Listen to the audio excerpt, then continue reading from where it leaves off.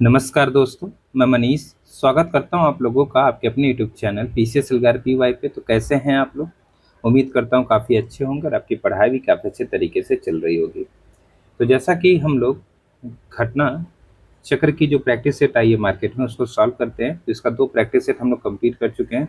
आज हम लोग इसका प्रैक्टिस सेट नंबर 3 देखेंगे यहाँ पे। ठीक है, प्रैक्टिस सेट 3 देखेंगे। इससे पहले हम लोगों ने 2 कंप्लीट कर लिया, काफ़ी अच्छे तरीके से कंप्लीट किया, आप लोगों ने अच्छे से देखा भी है। इसी में आज हम लोग ये प्रैक्टिस सेट नंबर 3 देखेंगे। इसमें जो हिंदी है अलग से हम लोगों ने पाँचों हिंदी को एक वीडियो के माध्यम से कंप्लीट कर लिया है। तो 3 टेस्ट है, कहने का मतलब आज तीसरा कंप्लीट हो जाएगा, 2 टेस्ट और बचेंगे, तो उसको भी हम लोग जल्द ही कंप्लीट कर लेंगे। जैसा कि आपको पता है अब एग्ज़ाम मात्र 1 महीने बचा है, तो एक तरीके से अब रिवीजन मोड पे अच्छे से लग जाइए। जो चीज़ें आपके पास है, अपना जो नोट्स है या फिर जिस चीज़ को आप पढ़ते हुए आ रहे हैं उसी को बार-बार रिवीजन करिए। करंट अफेयर की बुक आई दृष्टि अगर आ जाती है तो उसको लगभग आपका 25 तारीख के बाद बता रही, मतलब ऐसी न्यूज़ आ रही कि मार्केट में आ जाएगी। तो 1 महीना का समय लगभग बचेगा, 20-25 दिन, उसमें हम लोग कर लेंगे। अदरवाइज़ यहाँ से आप लोग करंट अफेयर अपना हैंड रिटन नोट्स बनाए हो या फिर जहाँ से पढ़ते हो उसी को बार-बार रिवीजन करते रहिए। कुछ इंपॉर्टेंट टॉपिक हैं जैसा आप सबको मैंने कई बार वीडियो के माध्यम से बताया है, तो उन टॉपिकों पे आप लोग थोड़ा-सा ज़्यादा फोकस करिए और हिंदी कम से कम 2 घंटा दीजिए और हो सके तो कम से कम आधा घंटा या फिर आधा घंटा तो कम से कम रीजनिंग को भी दीजिए, क्योंकि 70 से मतलब 75 प्रश्न जो आपके ये हैं बहुत डिसाइडेड हैं। इन्हीं में मैक्सिमम स्कोर लोग करते हैं, जो कि कट ऑफ आपका एक तरीके से देखा जाए तो निकालने में आसानी करता है। तो इन 75 प्रश्नों में से आप लोग मैक्सिमम कोशिश करिए कि कम से कम 60-65 तो कम से कम आए। ठीक है, 60-65 तो आपको लाना ही पड़ेगा। तो यही मैं कहूँगा कि 2 और प्लस आधा घंटा और 2.5 घंटा इन 2 सब्जेक्ट पे या फिर 2 आपके जो जिसे कह सकते हैं कि विषय हैं, इन पे ज़रूर दीजिएगा, क्योंकि बहुत अच्छा खासा नंबर है। मतलब 75 नंबर, मतलब समझ रहे हैं, बहुत अच्छा खासा नंबर है। ठीक है, तो यही चीज़ें हैं। बाकी तो सब्जेक्ट अदर जो है इम्पोर्टेंट, उसको मैं कई बार वीडियो के माध्यम से बता चुका हूँ। अभी हम लोग इसमें टेस्ट की बात कर रहे हैं या फिर प्रैक्टिस सेट की बात करें तो इसको हम लोग सॉल्व करेंगे। ठीक है, अभी पीसीएस 15 का टेस्ट मिल नहीं रहा है, तो उसको भी हम लोग थोड़ा-सा एक तरीके से मार्केट में नहीं आ रहा है, उसको भी हम लोग सॉल्व कर लेंगे। अगर जैसे ही आता है, तो उसके भी जो टेस्ट हम लोग किए हैं, अभी तक 13 तो किए हैं ना, तो उसके आगे हम लोग ज़रूर सॉल्व करेंगे। टेस्ट मिल नहीं रहा है, जैसे मार्केट में आएगा तो उसको भी हम लोग सॉल्व कर लेंगे, ठीक है? बाकी जो करंट अफेयर इन टेस्टों में दिया है, इसकी कंपाइलेशन मैं आप लोग को जल्द पढ़ाऊँगा। थोड़ा-सा कुछ और टेस्ट हो जाने दीजिए, तो इनकी कंपाइलेशन भी मैं आप लोग को लगभग एक जगह इकट्ठा करके पढ़ा दूँगा। तो ये सारी चीज़ें हैं। चलिए फिर आज का जो लेक्चर इसको हम लोग स्टार्ट करते हैं। इसमें भी करंट अफेयर के लगभग आपका देखा जाए तो 100-120 प्रश्न होंगे, जो कि बहुत ही अच्छे प्रश्न हैं। आ सकते हैं एग्ज़ाम में, तो उनको कंपाइल करके मुझे आप लोग को जब पूरे पाँचों प्रैक्टिस सेट हम लोग सॉल्व कर लेंगे तो पढ़ाना है, प्लस उसकी पीडीएफ भी आप लोग को प्रोवाइड कराना है, ठीक है? तो यही सारी चीज़ें हैं। चलिए फिर आज का जो टेस्ट है इसको हम लोग स्टार्ट करते हैं। स्टार्ट करने से पहले आप लोगों से वही छोटी-सी रिक्वेस्ट रहती है, विनती रहती है कि अगर आप चैनल पर नए हैं और आपने अभी तक पीसीएस एल्गार पीवाई चैनल सब्सक्राइब नहीं किया है तो एक बार ज़रूर सब्सक्राइब करें। चलिए फिर स्टार्ट करते हैं आज का टेस्ट। तो देखिए यहाँ पे ये प्रैक्टिस सेट नंबर 3 है और ये रहा आज का पहला प्रश्न। थोड़ा-सा इसे हम बड़ा करेंगे ताकि आप लोग अच्छे से इसको देख सकें। ठीक है, तो पहला प्रश्न कह रहा है कि निम्नलिखित सॉरी यहाँ पे कह रहा है कि जो चिकित्सा विज्ञान होती है ना, उसके नोबेल पुरस्कार 2024 के संदर्भ में निम्न कथन दिए गए हैं, उन पर विचार कर बताना कौन सी स्टेटमेंट आपके सही है। तो देखिए नोबेल पुरस्कार लगभग ठंडियों में मिलता है, तो अभी यही चलेगा, मतलब यहीं से प्रश्न बनेगा। तो कह रहा है कि विक्टर एम्ब्रूस और गैरी रुकून को माइक्रो जो आपका आरएनए होता है ना, उसकी खोज और मतलब ट्रांसलेशनल जीन नियमन जो होता है, जिसको ट्रांसलेशनल जीन रेगुलेशन कहते हैं, में इसकी भूमिका के लिए चिकित्सा का नोबेल पुरस्कार दिया गया था। माइक्रो आरएनए की खोज वर्ष 1993 में की गई थी और यह जीन नियमन में महत्वपूर्ण भूमिका निभाता है। आपको यहाँ पे बताना है कौन सा सही है। चलिए बताइए यहाँ पे आंसर क्या बनेगा। तो यहाँ पे देखिए मैंने आप लोग को एक ट्रिक से याद कराया था कि जो चिकित्सा होता है उसका नोबेल पुरस्कार किसको मिला था। तो चिकित्सा मतलब हॉस्पिटल में जाइए, हॉस्पिटल में यहाँ पे देखिए एम्बुलेंस से एम्ब्रोज याद करिए और ठीक है, और रुकविन से खून याद करिए। तो खून और एम्बुलेंस कहाँ पे होती हैं? तो ये दोनों होती हैं कहाँ पे? चिकित्सा में। तो इस तरीके से ये जो नोबेल पुरस्कार मिला था चिकित्सा का, इन दोनों लोगों को मिला था, मतलब विक्टर एम्ब्रोज को और अपने यहाँ पे गैरी रुकून को। ये तो सही है। और किसके लिए मिला था? तो माइक्रो आरएनए की खोज प्लस यहाँ पे कह रहा है ट्रांसलेशन जीन नियम के लिए, नियमन के लिए नहीं, इसके लिए नहीं मिला था, बस यही यहाँ पे गलती कर रहा है। ठीक है, इसके लिए यहाँ पे नहीं मिला था। ये मिला था किसके लिए? तो यहाँ पे बता दो, पोस्ट जो आपका एक तरह से देखा जाए ट्रांसक्रिप्शनल जीन रेगुलेशन होता है उसके लिए। ठीक है, तो इस तरीके से यहाँ पे लगा लीजिए क्या, यहाँ पे पोस्ट लगा दीजिए, बस पोस्ट इसके आगे, इसके लिए मिला था, मतलब पोस्ट ट्रांजिशनल जीन रेगुलेशन के लिए इसको मिला था, मतलब यहाँ पे इनको मिला था। ठीक है, ये भी नहीं था, ट्रांसलेशन नहीं था, यहाँ पे पोस्ट, यहाँ पे ट्रांसक्रिप्शनल,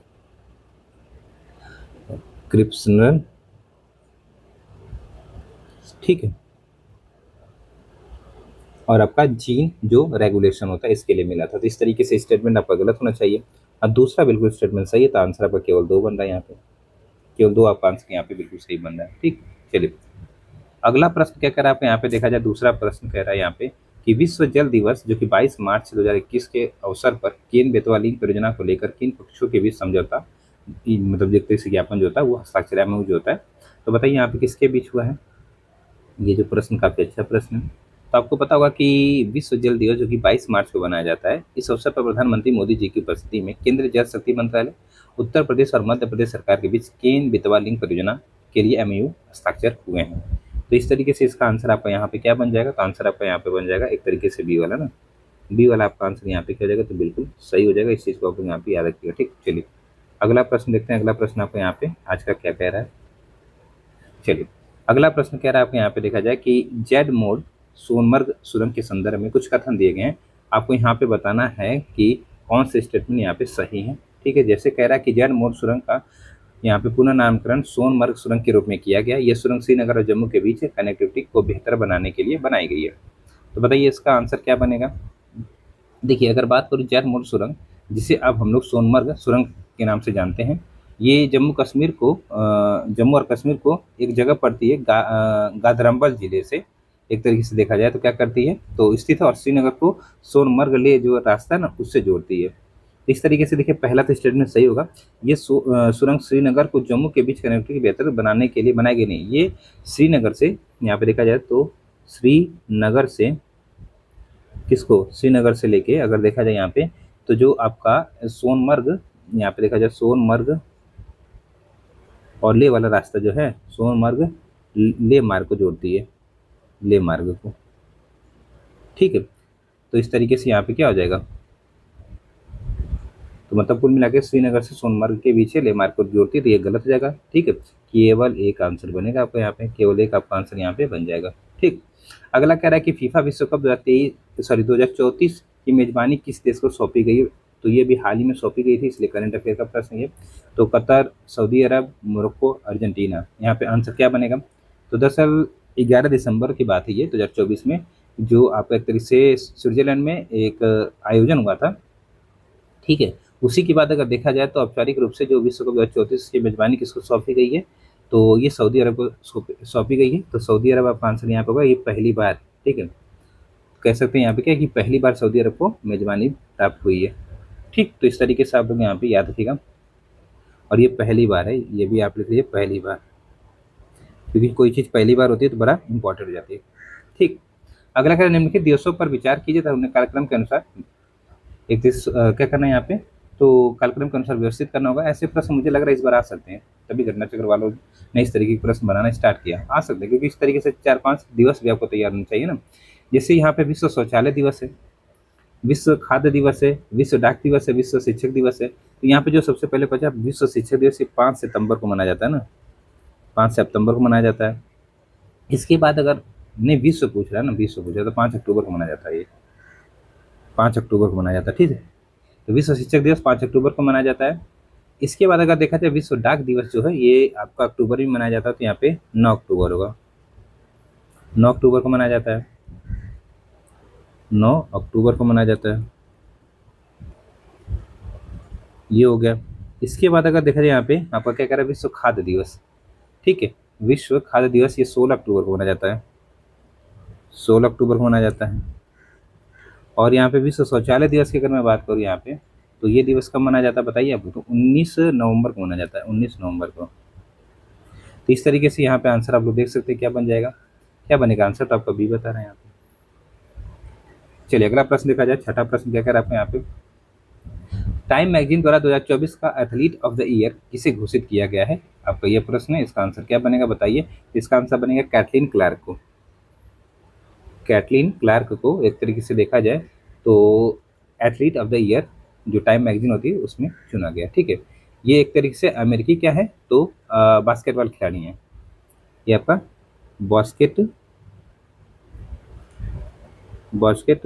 बॉल प्लेयर है। ठीक है, तो इस तरीके से याद रखिएगा।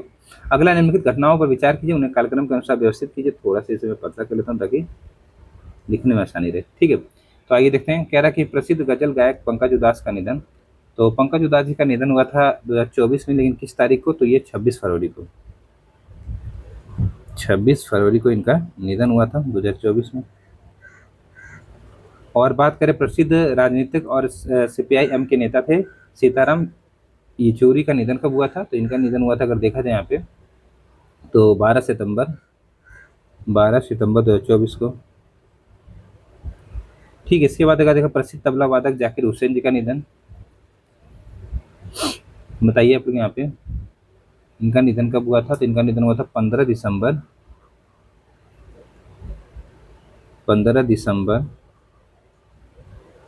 2024 को ना, 2024 को। और यहाँ पे एक हस्ती हैं, प्रसिद्ध फैशन डिजाइनर रोहित बाल। ठीक है, तो रोहित बाल जी का निधन यहाँ पे देखा जाए तो हुआ था 18 नवंबर को, 18 नवंबर को 2024 में ही। ठीक है, तो इस तरीके से आपका आंसर यहाँ पे क्या बनेगा? आंसर आपको यहाँ पे बता रहा है ए। ठीक है, ए आपका आंसर यहाँ पे बता रहा है। ठीक, चलिए अगला प्रश्न, निम्नलिखित कथनों पर विचार कीजिए। गौतम बुद्ध नगर कमिश्नरेट को 9 अगस्त 2024 को आईएसओ, मतलब यहाँ पे 9000, ये जो होता है 2015 संबंधी वाला प्रमाणन मिला है। ये उत्तर प्रदेश का दूसरा आईएसओ प्रमाणित कमिश्नरेट है। तो आपको आंसर यहाँ पे बताना कौन सा सही है, बताइए। तो ठीक आंसर आपको यहाँ पे क्या बन जाएगा? प्रश्न संख्या ठीक आंसर। तो यहाँ पे देखा जाए, देखिए पहला तो स्टेटमेंट आपका यहाँ पे बिल्कुल सही है, लेकिन दूसरा स्टेटमेंट गलत है। ठीक है, क्योंकि यह उत्तर प्रदेश का पहला है, ना कि दूसरा है। ठीक है, यहाँ पे देखा जाए तो ये दूसरा ना कि पहला है, तो यह आपका आंसर यहाँ पे केवल एक हो जाएगा। ठीक, अगला प्रश्न कह रहा है कि कथन कारण है, दिसंबर 2024 में चीन ने अंतरिक्ष में सबसे लंबी स्पेस वॉक का नया विश्व रिकॉर्ड बनाया है। कारण कर यह स्पेस वॉक अमेरिकी अंतरिक्ष जो यात्री हैं सुसन हेल्म्स और जिम वास द्वारा तियांगोंग अंतरिक्ष स्टेशन से की गई थी। तो बताइए प्रश्न संख्या 9 का आंसर यहाँ पे क्या हो जाएगा? ये तो सत्य परंतु आर असत्य बता रहा है।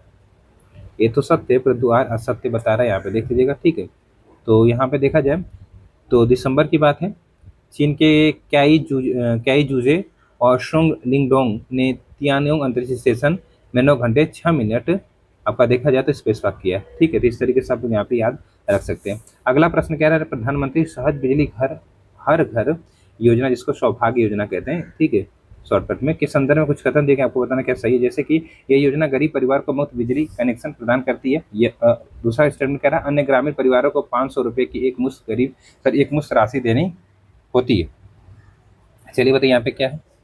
तो सौभाग्य योजना की अगर मैं बात करूँ तो गरीब परिवारों को निःशुल्क बिजली कनेक्शन दिया जाता है। ये तो बात बिल्कुल आपके यहाँ पे सही है, ये तो स्टेटमेंट सही है। ठीक है, और जो यहाँ पे दूसरा कह रहा है कि इसमें अन्य ग्रामीण परिवारों को 500 रुपये की एक मुश्त राशि देनी होती है। यहाँ पे देखा जाए दूसरा स्टेटमेंट, क्योंकि जो अन्य ग्रामीण आपके परिवार उनको 50 रुपये की देखा जाए तो 10 मासिक किस्त देनी होती है। तो यहाँ पे 50 रुपये की 10 मासिक किस्त अर्थात कुल 500 रुपये में भुगतान करना होता है, ना कि एक मुश्त। ठीक है, मतलब यहाँ पे बोला क्या है? एक मुश्त। ठीक ठीक, गलत जाएगा ना आपका, ये एक बार में नहीं देना होता है, ये आपको देना होता है 50 रुपये मासिक, 50 रुपये मासिक। ठीक है, 50 रुपये मासिक आपको देना होता है। तो इस तरीके से यहाँ पे स्टेटमेंट यहाँ पे गलत हो जाएगा ये। ठीक है, ये आपका गलत जाएगा। आंसर आपका बनेगा क्या? केवल एक सही है, तो केवल एक सही मतलब आपका आंसर यहाँ पे भी बनेगा। ठीक, अगला प्रश्न क्या कह रहा है कि यहाँ पे देखा जाए कि संवा तानसेन संगीत समारोह 2024 का आयोजन कहाँ पे किया गया? तो ये हुआ था आपका देखा जाए तो ग्वालियर मध्य प्रदेश में। ठीक है, अगला कह रहा है, अंतर्राष्ट्रीय जनजातीय भागीदारी उत्सव 2024 के संदर्भ में यहाँ पे आपको कुछ कथन दिए गए हैं और बताना क्या है, देखा जाए थोड़ा सा, तो बताना आपको सही उत्तर कौन सा है। ठीक है, तो देख लेते हैं। पहला कह रहा है कि यह उत्सव लखनऊ में 15 से 20 नवंबर 2024 के बीच जनजातीय गौरव दिवस के अवसर पर आयोजित किया गया। इसमें 22 राज्यों के 50 लोक नृत्यों के साथ साथ स्लोवाकिया और वियतनाम के कलाकारों की प्रस्तुतियां शामिल थी। तो इस तरीके से प्रश्न संख्या जो आपका 12 है, इसका आंसर बताइए। तो अंतर्राष्ट्रीय यहाँ पे देखा जाए अंतर्राष्ट्रीय जनजातीय भागीदारी उत्सव बेसिकली लखनऊ में आपका जो 15 से 20 नवंबर जनजातीय गौरव दिवस 15 तारीख से स्टार्ट होगा, दूसरे 15 तारीख मनाया जाता है ना, दिवस के उपलक्ष्य में आयोजित किया गया। ये तो बिल्कुल सही बात है यहाँ पे। ठीक है, यहाँ पे 22 राज्यों के 50 लोक नृत्य के साथ यहाँ पे स्लोवाकिया और वियतनाम के कलाकारों ने प्रस्तुति शामिल की। तो ये देखा जाए थोड़ा सा, तो यहाँ पे 50 लोक नृत्य नहीं 38 थे। ठीक है, 50 नहीं थे, 38 थे। ठीक है, 38 लोक नृत्यों के साथ साथ बाकी सब स्टेटमेंट पूरा यहाँ पे सही लिखा, तो इस तरीके से आपको यहाँ गलत हो जाएगा। आंसर केवल एक बनेगा, आंसर केवल एक आपको यहाँ पे बन जाएगा। अगला प्रश्न कह रहा है महाकुंभ 2025 भगदड़ जांच आयोग के सदस्यों में शामिल नहीं है, तो आंसर बताइए यहाँ पे आंसर क्या बन सकता है। यहाँ पे आंसर क्या बन सकता है। देखिए, महाकुंभ 2025 भगदड़ जांच आयोग में हर्ष कुमार अध्यक्ष हैं। कौन अध्यक्ष है, तो यहाँ पे अध्यक्ष लिख देते हैं, अध्यक्ष बहुत जरूरी है। अध्यक्ष हर्ष कुमार, हर्ष कुमार अध्यक्ष हैं।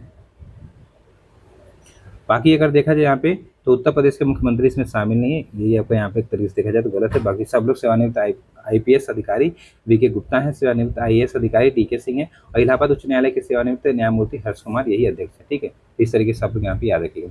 अगला प्रश्न क्या कह रहा है आपके यहाँ पे देखा जाए कि विश्व स्मारक निगरानी सूची 2025 के संदर्भ में निम्न कथनों में से कौन सा कथन सही नहीं है।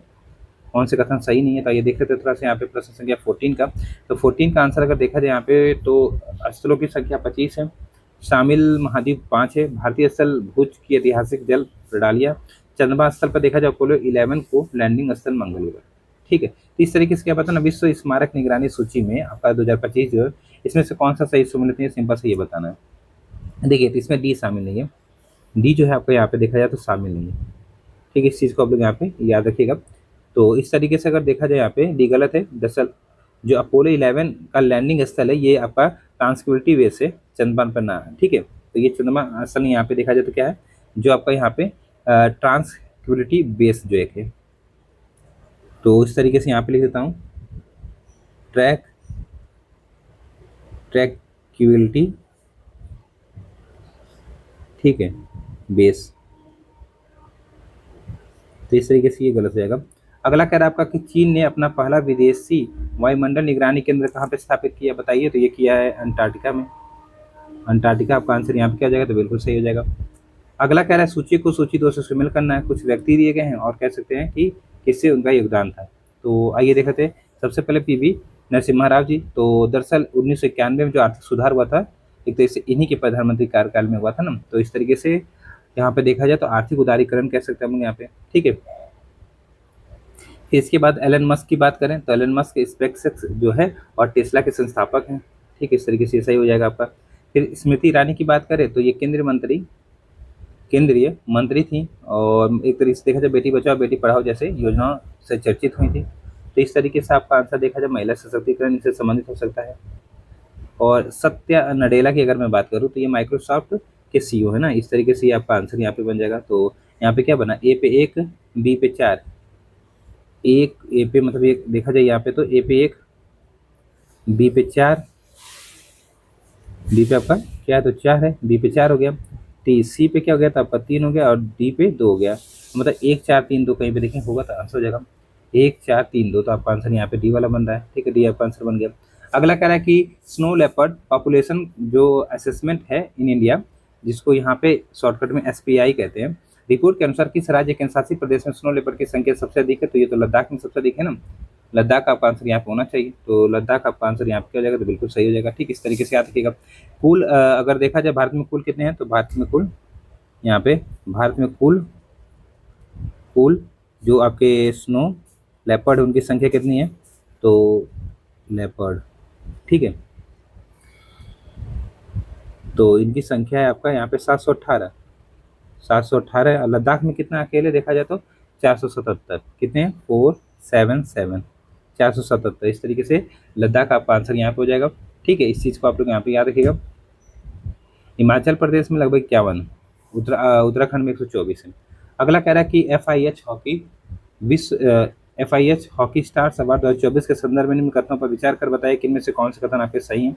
118 देख लेते हैं। जैसे कह रहा है कि पुरुष वर्ग में वर्ष के सर्वश्रेष्ठ खिलाड़ी का पुरस्कार हरमनप्रीत सिंह को मिला, जबकि महिला वर्ग में पुरस्कार बी जॉनसन को दिया गया। वर्ष के सर्वश्रेष्ठ गोलकीपर का पुरस्कार जो पुरुष वर्ग है उसमें पी आर श्रीजेश को, और महिला वर्ग में नीदरलैंड के एनी विंडेल को प्रदान किया गया है। चलिए बताइए यहाँ पे आंसर क्या हो जाएगा। तो यहाँ पे क्या आंसर बनेगा ये देखते हैं। देखिए, FIH हॉकी जो स्टार अवार्ड था 2024 वाला, अगर इसकी मैं बात करूँ तो वर्ष के सर्वश्रेष्ठ खिलाड़ी का पुरस्कार हरमनप्रीत सिंह भारत, और महिला वर्ग में अगर देखा जाए तो ये एक तरीके से किसको आपका ये बी जॉनसन को एक तरीके से देखा जाए यहाँ पे तो मिला, ये बात सही है। और वहीं पे पुरुष वर्ग में सर्वश्रेष्ठ गोलकीपर का पुरस्कार पीआर श्रेयस भारत को मिला है। और महिला में ये पुरस्कार अगर देखा जाए तो जियाओ, एक तरह से उनका नाम है जियाओ, चीन की, उनको दिया गया। ठीक है, तो इस तरीके से यहाँ पे देखा जाए तो महिला में यहाँ पे जियाओ को मिला, चीन की है, गोलकीपर का चीन की है। इनका नाम क्या है? इनका नाम है जियाओ, चीन का नाम ऐसा ही होता है। ठीक है, तो इस तरीके से यहाँ पे देखा जाए, लिख दे रहा फिर भी हमें जियाओ, जी आओ, ये इनका नाम भी है, आगे भी ये लगा हुआ है ये। ठीक है, ये पूरा नाम है। तो इस तरीके से यहाँ पे आंसर क्या बन रहा है, तो हमें सही बताना है। ठीक है, यहाँ पे देखा जाए तो यहाँ पे देखिए, देखिए सही नहीं बताना है, यहाँ पे सही नहीं बताना। ठीक है, तो सही नहीं क्या हो गया आपका, यहाँ पे 2 सही नहीं हो गया और ये सही हो गया, तो आंसर केवल 2 लगाइएगा। ठीक हो गया। चलिए अगला प्रश्न कह रहा है आपके यहाँ पे 19वां, कथन कारण है, ये देख लेते हैं। प्रश्न संख्या 19वां देख लेते हैं, कथन कारण है। कह रहा है कि यहाँ पे जो प्रोवा 3 मिशन है, सूर्य के कोरोना का अध्ययन करने के लिए विश्व का पहला एक तरह से प्रिसीजन परफॉर्मेंस फ्लाइंग मशीन है। कारण कह रहा है यह मिशन पृथ्वी की सतह से सूर्य के पूर्ण ग्रहण का अवलोकन करने के लिए डिजाइन किया गया है। यहाँ पे आंसर क्या हो जाएगा, तो ए सत्य बता रहा है, आर असत्य बता रहा है। ठीक है, इस तरीके से यहाँ पे देख लीजिएगा, आर असत्य यहाँ पे बता रहा है। दरअसल जो प्रोवा 3 है ये पृथ्वी से सूर्य ग्रहण देखने के लिए नहीं, बल्कि अंतरिक्ष में कोरोना के वैज्ञानिक अध्ययन के लिए डिजाइन किया गया है। ठीक है, तो इस तरीके से गलत हो जाएगा। अगला कह रहा है आपके यहाँ पे, किस राज्य ने शिक्षा को बढ़ावा देने के लिए विशेष शिक्षा जोन स्थापित करने की घोषणा की है? थोड़ा सा अच्छा प्रश्न लग रहा है, ये आ सकता है एग्जाम में, बताइए। तो यहाँ पे आंसर क्या बनेगा प्रश्न के विषय के लिए, तो ये बन जाएगा आपका उत्तर प्रदेश।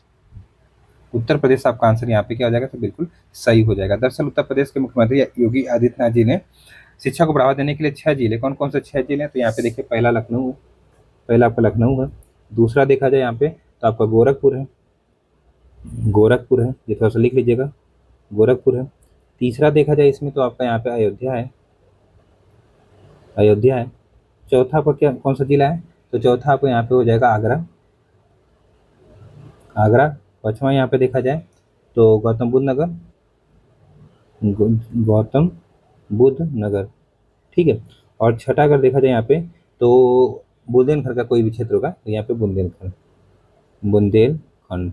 इस तरीके से ये 6 कह सकते हैं क्षेत्र में, आपका एक तरह से 6 जिले कह सकते हैं, जहाँ पे एक तरह से स्पेशल एजुकेशन जोन स्थापित करने की घोषणा की गई है। ठीक है, तो याद रखिएगा। कथन कारण कह रहा है कि कथन एमएसपी सदैव C2 लागत से अधिक होता है। कारण कह रहा है एमएसपी में उत्पादक सब्सिडी भी सम्मिलित होती है। यहाँ पे आंसर क्या बनेगा, आपका ऑप्शन ये रहा, तो यहाँ पे कथन कारण दोनों से होगा, व्याख्या भी कर रहा है, ये आंसर लगा लीजिएगा। ठीक है, ये आपका आंसर यहाँ पे क्या हो जाएगा, बिल्कुल सही हो जाएगा। इस चीज़ को आप लोग यहाँ पे थोड़ा सा याद रखिएगा। चलिए, तो अगला प्रश्न है कि एनएफटी जो ब्लॉकचेन है उस पर मौजूद होते हुए और इनमें एक अद्वितीय पहचान कोड और जो आपका मेटा डेटा है होते हुए, मतलब होता है, जिसमें इन्हें दोहराया नहीं जा सकता। ठीक है, एनएफटी बिटकॉइन या फिर अन्य क्रिप्टो करेंसी के समान प्रोग्रामिंग द्वारा बनाए जाते हैं और ये एक दूसरे के स्थान पर विनिमय किए जा सकते हैं। आपका आंसर यहाँ पे क्या बनेगा प्रश्न संख्या 22 के लिए, तो यहाँ पे देखा जाए ना तो बता रहा दोनों कथन आपका यहाँ पे, मतलब यहाँ पे कथन 1 सही है, कथन 2 सही नहीं है। सी आपका आंसर यहाँ पे बता रहा है। ठीक, चलिए अगला प्रश्न क्या कह रहा है कि निम्नलिखित में से कौन सा कथन गलत है, बताइए कौन सा कथन आपके यहाँ पे गलत है, प्रश्न संख्या 23 के लिए। तो यहाँ पे देखा जाए कि गलत कथन बताना, तो भारतीय स्टेट बैंक की स्थापना 1952 में होती है, ये गलत स्टेटमेंट है। ठीक है, भारतीय स्टेट बैंक की स्थापना आपको पता है कि 1955 होती है ना, 1955 में होती है। ठीक, इस तरीके से आप लोग यहाँ पे याद रखिएगा, 1955 होती है। बाकी इसके बारे में इंपीरियल बैंक और भारतीय स्टेट बैंक में विलय कर दिया गया, सब सही है। अगला कह रहा है कथन कारण एमएसपी कृषकों को मूल्य स्थिरता प्रदान करता है और उनके हितों की रक्षा करता है। कारण कह रहा है जारी कीमतें इशू प्राइस सार्वजनिक वितरण प्रणाली के माध्यम से उपभोक्ताओं की हित की रक्षा करती है।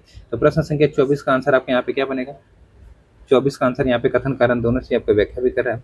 अगला कह रहा सूची को सूची 2 से सुमेल करना। आप देखिए यहाँ पे आधा प्रश्न वहाँ पे, आधा प्रश्न यहाँ पे, इस तरीके से बड़ी दिक्कत होती है ना। तो बताइए तो 25 का आंसर क्या बनेगा, 25 का आंसर आपके यहाँ पे क्या बनेगा, तो यहाँ पे आंसर आपका ए है। आप लोग थोड़ा सा वीडियो को पॉज करके देख लीजिएगा। आमने सामने सुमेल वैसे भी देख लेते हैं, आमने सामने सुमेल है। ठीक है, आमने सामने मतलब समझ रहे हैं यहाँ पे, आमने सामने मतलब कि रिजर्व बैंक की मौद्रिक नीति तो जो मुद्रा की आपूर्ति नियंत्रण करता है, वाणिज्य बैंक सार्वजनिक आपका जमा स्वीकार करना और ऋण देना होता है। ठीक है, इस तरीके से। और यहाँ पे केंद्रीय ग्रामीण जो आपके बैंक है ये कृषि और ग्रामीण विकास को बढ़ावा देते हैं। विकास बैंक आपका दीर्घकालिक औद्योगिक वित्त प्रदान करते हैं। अगला कह रहा है निम्नलिखित तथ्यों पर विचार कीजिए। स्थिरीकरण अर्थव्यवस्था की मांग पक्ष से संबंधित है, जिसमें मुद्रास्फीति नियंत्रण, राजकोषीय समायोजन और भुगतान संतुलन सुधार शामिल है। सृजनात्मक समायोजन अर्थव्यवस्था के पूर्ति पक्ष से संबंधित है, जिसमें व्यापार और पूंजी प्रवाह के सुधार, औद्योगिक विनियंत्रण, विनिवेश और आपका वित्त क्षेत्र में सुधार सम्मिलित है। आपको यहाँ पे सही बताना क्या आंसर बनेगा प्रश्न संख्या 26 के लिए। 26 के लिए आपका आंसर यहाँ पे क्या बनेगा, तो 26 के लिए यहाँ पे दोनों ही कथन बिल्कुल सही है, दोनों ही कथन बिल्कुल सही है। मतलब आपका यहाँ पे तो पहला भी सही है और आपका दूसरा भी सही है। इस चीज़ को आप लोग यहाँ पे याद रखिएगा। अगला कह रहा है कि बॉन्ड पर आरोह अवरोह स्तर जो होता है उसके संदर्भ में निम्न तत्वों पर विचार कीजिए। जैसे कि बॉन्ड यील्ड कर्व अर्थव्यवस्था की ब्याज दरों और निवेशकों की धारणा जो है उसको दर्शाती है। यदि बॉन्ड यील्ड कर्व ऊर्ध्वगामी अथवा अपवर्ड होता है तो इसका अर्थ यह है कि दीर्घकालिक बॉन्ड पर प्रतिफल अधिक होगा और अर्थव्यवस्था के विकास की संभावना अधिक होगी। आपको यहाँ पे सही उत्तर बताना है। बताइए क्या सही उत्तर बनेगा प्रश्न संख्या 27 के लिए। तो यहाँ पे दोनों कथन फिर से सही है। आपका आंसर यहाँ पे क्या बनेगा, तो ए बनेगा, मतलब पहला भी सही है और आपका दूसरा भी सही है। अगला प्रश्न कह रहा है कि भारत की जनगणना 2011 के आंकड़ों के अनुसार जनसंख्या वृद्धि दर और साक्षरता दर में से संबंधित कुछ कथन दिए गए, उन पर विचार कर बताना कि कौन से कथन आपके यहाँ पे सही है। तो आइए देख लेते हैं प्रश्न संख्या 28 का आंसर क्या बन रहा है यहाँ पे। ये कह रहा है कि भारत की कुल जनसंख्या 121 करोड़ थी, जो 2001 की जनसंख्या से लगभग 18 करोड़ आपको यहाँ पे देखा जाए, मतलब 2001 की जनसंख्या से लगभग 18 करोड़ अधिक थी। लगभग 18 को नहीं, 17.5 करोड़ थी। तो मान सकते हैं क्या इसको? बताइएगा आप लोग यहाँ पे। तो पहला कथन लगभग सही हो जाएगा ना, लगभग सही हो जाएगा, पहला कथन मान लेते हैं सही है। चलिए 2011 की जनगणना, 2011 में भारत की साक्षरता दर 74.04 थी, जिसमें पुरुष साक्षरता लगभग 82% और महिला साक्षरता लगभग 65.46% थी। तो दूसरा स्टेटमेंट क्या सही है बताइए यहाँ पे। दूसरा स्टेटमेंट आपके यहाँ पे देखा जाए तो क्या सही है बताइए। तो यहाँ पे तो दूसरा भी सही होगा, दूसरा भी लगभग आपका सही है, दोनों सही है, मतलब आपका आंसर यहाँ पे ए बनेगा। ये भी आपका आंसर यहाँ पे क्या जाएगा, बिल्कुल सही हो जाएगा। प्रश्न संख्या किसके लिए, 28 के लिए। ठीक है, 28 के लिए आपका दोनों कथन सही है। 29वां प्रश्न लिखता है निम्नलिखित कथनों पर विचार कीजिए। हिमाचल प्रदेश में नगरीय जनसंख्या का प्रतिशत सबसे कम है। राजस्थान और झारखंड का नगरीकरण स्तर लगभग समान है। राजस्थान का नगरीकरण स्तर झारखंड से अधिक है। फिर कह रहा है आपका यहाँ पे कि झारखंड का नगरीकरण स्तर उड़ीसा से कम है। आपको यहाँ पे सही बताना है कि कौन से स्टेटमेंट आपके यहाँ पे क्या है, तो सही है बताइए। तो देखिए यहाँ पे देखा जाए तो प्रश्न संख्या जो 29 है इसका आंसर देखा जाए, कह रहा है कि हिमाचल प्रदेश में नगरीय जनसंख्या का प्रतिशत सबसे कम है। तो सबसे कम है, लगभग 10% है यहाँ पे। ठीक है, 10% है। तो इस तरीके से ये आंसर स्टेटमेंट तो बिल्कुल सही है। ठीक है, ये स्टेटमेंट बिल्कुल सही है। फिर कह रहा है राजस्थान और झारखंड का नगरीकरण जो स्तर है लगभग समान है। तो लगभग समान है, ठीक है, सही है, क्योंकि राजस्थान का 24.कुछ% है, इसका 24% है। राजस्थान का नगरीकरण स्तर झारखंड से अधिक है। अभी तो कह रहा है ये, अभी ये कहाँ से आ गया बताइए। राजस्थान और झारखंड का नगरीकरण स्तर लगभग समान है और राजस्थान का नगरीकरण स्तर झारखंड से अधिक है। तो थोड़ा सा तो अधिक है ही, तो इस तरीके से इसको सही मान सकते हैं, क्योंकि राजस्थान का कितना है, राजस्थान का 24.9 है परसेंटेज में देखा जाए, और झारखंड का कितना है, झारखंड का तो ये लगभग आपका देखा जाए तो कितना है, 24% है। तो 24% मतलब थोड़ा सा ज़्यादा है। झारखंड का नागरिकता स्तर उड़ीसा से कम है। ठीक है, तो उड़ीसा में आपका देखा जाए तो लगभग आपका कितना है, 16.7% है। तो ऑब्वियस बात ये गलत हो जाएगा, ये गलत हो जाएगा, आंसर 1 2 3 बन जाएगा ना, 1 2 3 आपका आंसर यहाँ पे बन जाएगा। अगला सूची को सूची 2 से सुमेल करना। आइए, ये योजना वाले प्रश्न बड़े इंपॉर्टेंट होते हैं। तो प्रधानमंत्री जनधन योजना, तो ये आपका 2014 की सही है। प्रधानमंत्री उज्ज्वला योजना 2016 की, ये भी सही है। आयुष्मान भारत योजना 2018 की है, और प्रधानमंत्री आवास योजना 2015 की है।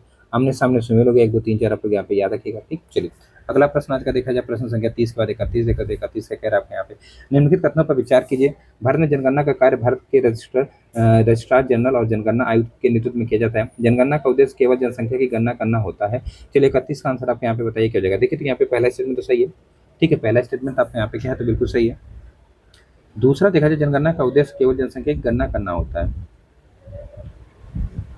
दरअसल यहाँ पे देखा जाए जनसंख्या जो जनगणना है उसका उद्देश्य केवल जनसंख्या की गणना करना नहीं, बल्कि इसे लोगों की सामाजिक, आर्थिक और शैक्षिक जो स्थिति है उसका भी पता लगाना होता है। तो ये गलत जगह ना, आपका आंसर यहाँ पे बनेगा क्या, आपका आंसर बनेगा केवल एक, मतलब आपका आंसर यहाँ पे ये हो जाएगा। ठीक, अगला कह रहा है आपके यहाँ पे सूची को सूची 2 से सुमेल करना, प्रश्न संख्या 32 के लिए।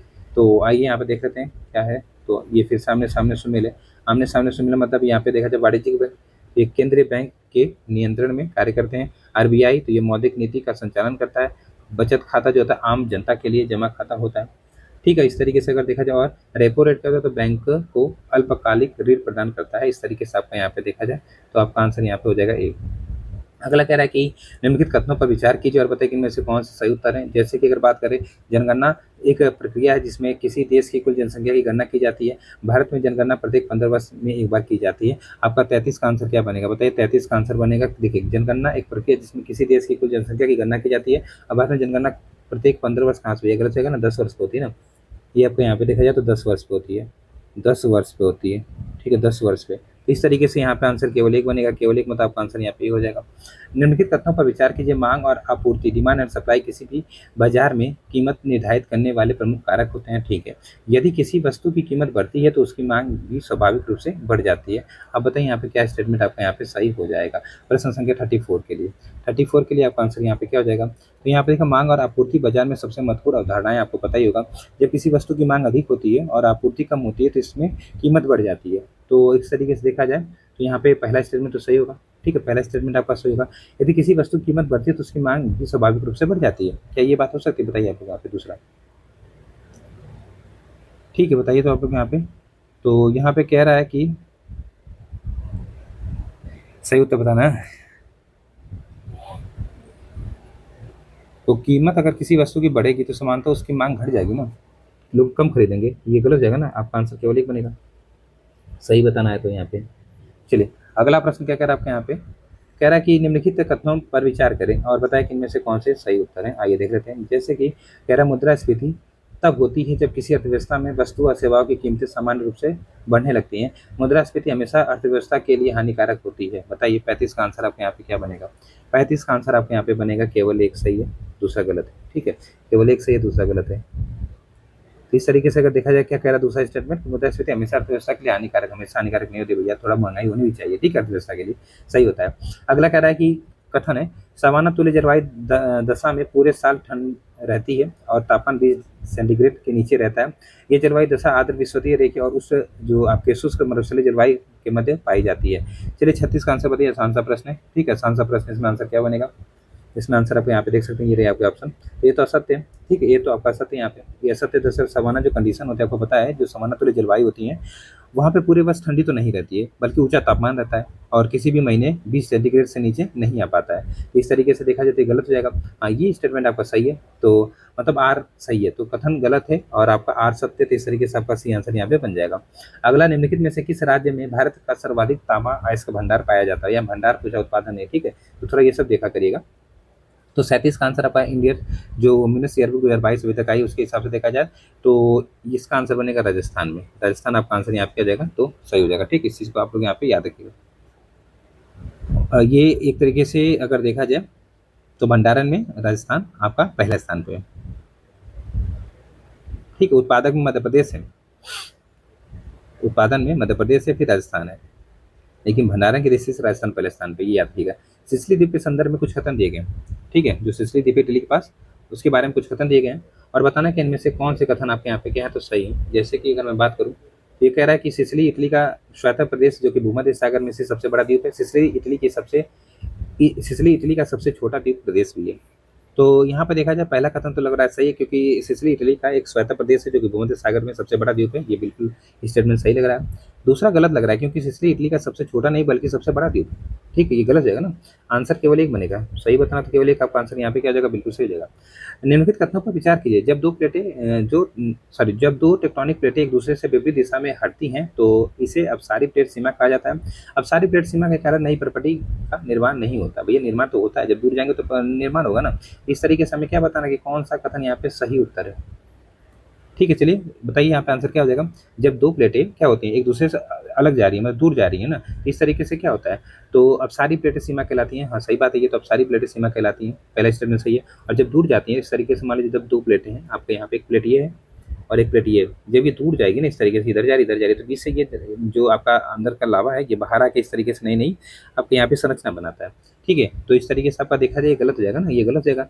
तो ए सही है, परंतु आर आपका गलत है, तो यहाँ पे क्या आ जाएगा, ये सही लगेगा, ये सही। ठीक है, ये आंसर बन जाएगा। अगला कह रहा है कि निम्नलिखित कथनों पर विचार करें। आइए देख लेते हैं 40वां प्रश्न। कह रहा है कि पवन उच्च वायु दाब से निम्न वायु दाब की ओर प्रभावित होती हैं। पवन पृथ्वी के तापमान और आर्द्रता के पुनर्वितरण में सहायक होती हैं, जिसमें तापमान संतुलित बना रहता है, जिससे तापमान संतुलित बना रहता है। तो सही बात है, ये दोनों ही सही बात है। आपका आंसर यहाँ पे क्या हो जाएगा, तब आंसर सी हो जाएगा। मतलब पहला भी स्टेटमेंट सही है, दूसरा भी सही है।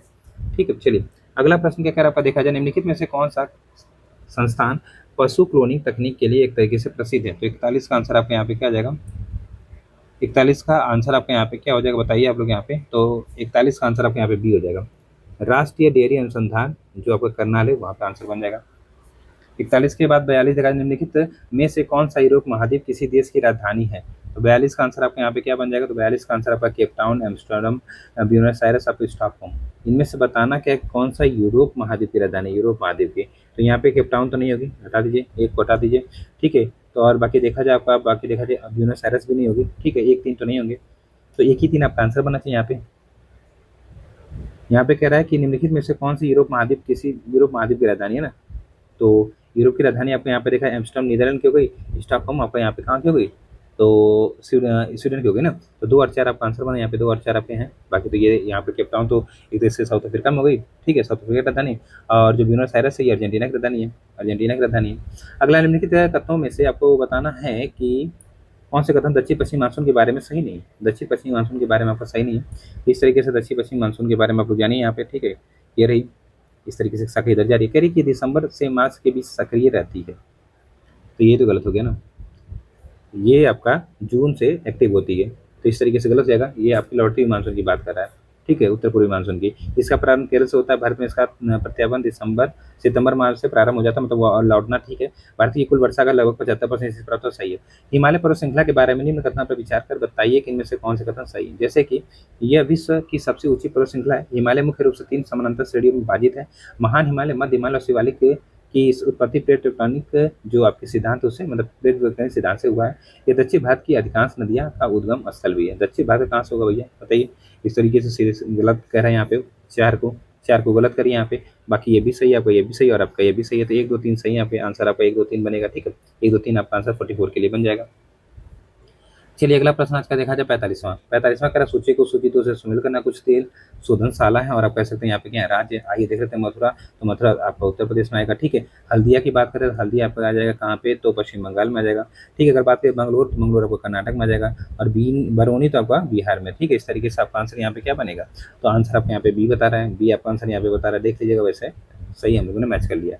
अगला कह रहा है आपको यहाँ पे 46 कह रहा है कि राष्ट्रीय आपदा प्रबंधन योजना के संदर्भ में कुछ कथन दिए गए हैं। आइए देख लेते हैं। जैसे कि ये योजना प्राकृतिक आपदाओं के प्रभाव को कम करने के लिए तैयार की गई है। इसका क्रियान्वयन केवल केंद्र सरकार द्वारा किया जाता है और राज्य सरकार की इसमें कोई भूमिका नहीं होती है। आपको सही उत्तर बताना। कूट आप लोग को यहाँ पे दिख रही है, कूट की सहायता से आप लोग सही उत्तर का बताइए। तो देखिए यहाँ पे केवल एक सही है, पहला तो सही है, दूसरा आपका गलत होगा। ठीक है, पहला तो सही है आपका, केवल एक सही, दूसरा आपका गलत है क्योंकि राज्य भी करती है, आपको पता ही होगा। ठीक है, इस तरीके से याद रखिएगा। 47 देख लेते हैं। 47 के कराए कि निम्नलिखित में से कौन सा बॉक्साइट उत्पादक क्षेत्र महाराष्ट्र में स्थित नहीं है। कहाँ पे भैया, तो महाराष्ट्र में स्थित नहीं है। आपका कोल्हापुर, रत्नागिरी, आपका कांचीपुरम, सितारा सता, ये सब है। वैसे भी लग रहा है कांचीपुरम नहीं होगा ना। कांचीपुरम कहाँ पे आपको पता है, बताइए। तो कांचीपुरम तमिलनाडु में ना, तो इस तरीके से गलत हो जाएगा। 48 कह रहा भूमध्य सागरीय कृषि का वैश्विक व्यापार में योगदान है। भूमध्य सागरीय कृषि का वैश्विक व्यापार में योगदान है। तो यहाँ पे देखा जाए 48 का आंसर, ये शीतकाल में फलों और सब्जियों की आपूर्ति करता है। तो बिल्कुल सही बात है। इस तरीके से आपका आंसर यहाँ पे क्या बनेगा, तो आपका आंसर यहाँ पे क्या बनेगा, तो आपका आंसर यहाँ पे बनेगा बी। बी आपका आंसर यहाँ पे बिल्कुल सही हो जाएगा। अगला कह रहा है कि निम्नलिखित युग्मों में से आपको बताना संस्थान और स्थान है में से कौन सा सही सुमिलित यहाँ पे देखा जाए तो नहीं है। कौन सा सुमिलित नहीं है बताइए। 49 का आंसर क्या बनेगा यहाँ पे, तो 49 का जैसे राष्ट्रीय केरा अनुसंधान केंद्र, तो ये तो त्रिची में होना चाहिए ना। त्रिची मतलब आपको यहाँ पे तिरुचिरापल्ली सही है। चलिए, राष्ट्रीय अंगूर अनुसंधान केंद्र पुणे में, ये भी सही है। राष्ट्रीय अनार अनुसंधान केंद्र जयपुर कह रहा है, तो ये कहाँ पे बताइए, ये महाराष्ट्र में, सोलापुर में। कहाँ पे भैया, तो ये सोलापुर महाराष्ट्र में, सोलापुर महाराष्ट्र। ठीक है, तो इस तरीके से यहाँ पे देखा जाए तो ये गलत हो जाएगा और ये आंसर बन जाएगा आपका। ठीक, चलिए आगे बढ़ते हैं। अगला कह रहा है कि राष्ट्रीय लीची अनुसंधान, तो ये मुजफ्फरपुर का बिहार में। निम्नलिखित कथनों में से कौन से कथन आपके यहाँ पे क्या है, तो सही है। जैसे कि गोंडवाना लैंड का हिस्सा रहे सभी भूभाग आज भी जुड़े हैं। महाद्वीपीय विस्थापन सिद्धांत के अनुसार गोंडवाना लैंड से अलग होकर भारत, ऑस्ट्रेलिया और अफ्रीका जैसी भू संरचनाएं बनी हैं। आपको यहाँ पे कूट के साथ सही उत्तर का चयन करना है। बताइए 50 का आंसर क्या बन जाएगा। देखिए, गोंडवाना लैंड का जो हिस्सा रहे सभी भूखंड आज भी जुड़े। कहाँ जुड़े हैं भैया, भारत कहाँ पे आ गया है, ऑस्ट्रेलिया कहाँ पे चला गया, नहीं जुड़े हैं ना। इस तरीके से गलत जगह। हाँ, दूसरा तो सही है, तो केवल 2 आपका आंसर यहाँ पे क्या जाएगा, बिल्कुल सही हो जाएगा। अगला कह रहा है निम्नलिखित कथनों में से कौन से कथन आपके यहाँ पे देखा जाए तो सही है। आइए देख लेते हैं। जैसे प्रश्न संख्या 51 की अगर मैं बात करूँ, यहाँ पे कह रहा है मशीनीकृत कृषि संयुक्त राज्य अमेरिका व कनाडा में होती है। टेरेसिंग कृषि ये चीन व जापान में होती है। भूमध्य सागरीय कृषि बेसिकली स्पेन, इटली व ग्रीस में होती है। 51 का आंसर आपका यहाँ पे बनेगा, तीनों ही सही है, तीनों ही सही है। कैसे याद करें, देखिए अमेरिका वाले बड़े धनी हैं तो ये मशीन से कृषि करेंगे, ठीक है। और चीन और जापान वाले देखा जाए ट्रेसिंग करते हैं, मतलब एक तरीके से अब मतलब एक तरीके से देखा जाए ट्रेसिंग यहाँ से होगा। और भूमध्य सागरीय में आपको पता है कि स्पेन वगैरह आते ही हैं, तो इस तरीके से आपको सही हो जाएगा, ठीक है। अगला कह रहा है कि निम्नलिखित में से कौन से क्षेत्र चीन का हिस्सा है? ताइवान, हांगकांग, तिब्बत व मकाऊ। बताइए तीन में से क्या आंसर आपका सही बनेगा? इनमें से बताना क्या है कि कौन से क्षेत्र जो है वो चीन का हिस्सा है। तो 52 का आंसर आपको यहाँ पे क्या बन जाएगा? तो 52 का आंसर देखा जाए तो ताइवान तो नहीं है ना, ताइवान एक तरीके से देखा जा रहा है क्या? बताइए तो आपका ताइवान इसको अपना हिस्सा चीन नहीं मानता अभी, हांगकांग, तिब्बत और मकाऊ को मानता है। तो इस तरीके से 2 3 4 आपका आंसर हो जाएगा, ठीक है। 2 3 4 आपका आंसर यहाँ पे हो जाना चाहिए, ठीक। 2 3 4 आपका आंसर यहाँ पे होना चाहिए। अगला प्रश्न कह रहा है आपको यहाँ पे देखा जाए कि कैस्पियन सागर के संदर्भ में कुछ कथन दिए गए हैं, ठीक है। और कथन के हिसाब से क्या बताना है कौन से आपके सही है। जैसे कि ये विश्व की सबसे बड़ी बंद झील है, ठीक है। ये पूर्णतः मीठे पानी की झील है। आप बताइए भैया आंसर क्या बनेगा? तो कैस्पियन सागर का देखा जाए तो विश्व की सबसे बड़ी बंद झील है, ये बात बिल्कुल आपके यहाँ पे क्या हो रही है, तो सही हो रही है। और ये पूर्णतः मीठे पानी की झील है, ये तो गलत हो जाएगा ना, ये तो आपका गलत हो जाएगा। क्योंकि अगर देखा जाए जो आपकी कैस्पियन सागर है ये विश्व की खारे पानी की सबसे बड़ी झील है ना, ये खारे पानी की झील है, खारे पानी की। बंद है तो ऐसे भी खारे पानी की होगी, ठीक। इस तरीके से यहाँ पे ये गलत हो जाएगा, केवल एक सही हो जाएगा। चलिए अगला प्रश्न देखा जाए, सूची को सूची दो से सुमेल करना। कुछ अब के राजधानी शहर और उनके देश हैं, जैसे तेहरान की राजधानी तो ईरान, ठीक है। और बगदाद की, इराक की राजधानी बगदाद होती है, ठीक है। द आपका बैंकॉक जो हो जाएगी, मतलब थाईलैंड की राजधानी बैंकॉक है। और अगर मैं बात करूँ दमसिक तो ये सीरिया की राजधानी है, ठीक है। हो गया ना। इस तरीके से आपका आंसर यहाँ पे क्या बन रहा है? आंसर आपको यहाँ पे बता रहा है डी, डी आपका आंसर यहाँ पे बता रहा है, ठीक। चलिए अगला प्रश्न कह रहा है कि निम्नलिखित कथनों में से कौन से कथन आपके यहाँ पे सही है? कौन से कथन आपके यहाँ पे सही है? तो 55 में क्या कह रहा है, खिरकी जनजाति मध्य एशिया के पामीर पठार और जो तियान शान आपको एक तरीके से पर्वतमाला है ना, वहाँ पे निवास करती है, ठीक है। खिरकी जनजाति स्थायी रूप से कृषि करने वाली जनजाति है। आपको सही बताना, 55 का आंसर क्या बनेगा बताइए। तो 55 में पहला तो सही है, सबको पता है कि जो खिरकी जनजाति मध्य एशिया में पाई जाती है, बेसिकली जो पामीर का पठार तियान सांग है वहाँ पे पाई जाती है। खिरकी जनजाति स्थायी रूप से नहीं, ये एक तरीके से देखा जाए ऋतु प्रवास करती है, ये आपको गलत है। ऋतु प्रवास करती है ना, ये ऋतु प्रवास करती है, ऋतु प्रवास करती है, ठीक है। इस चीज को आप लोग यहाँ पे याद रखिए, तो गलत जगह आंसर केवल बनेगा, ठीक। अगला प्रश्न कह रहा है कि अरब सागर के संकुचन के संदर्भ में कुछ कथन दिए गए हैं, आपको बताना कि इनमें से कौन सा कथन आपका सही है। तो अरब सागर थोड़ा सा सूख रहा है, आपको पता ही होगा, ठीक है। तो बताइए यहाँ पे जैसे अरब सागर का संकुचन मानवीय क्रियाकलापों के कारण अत्यंत अधिक हुआ है और ये लगभग सूख चुका है। काला सागर और बैकाल झील का संकुचन अरब सागर की तुलना में अधिक हुआ है। आपको यहाँ पे सही उत्तर बताना, बताइए आंसर यहाँ पे क्या हो जाएगा।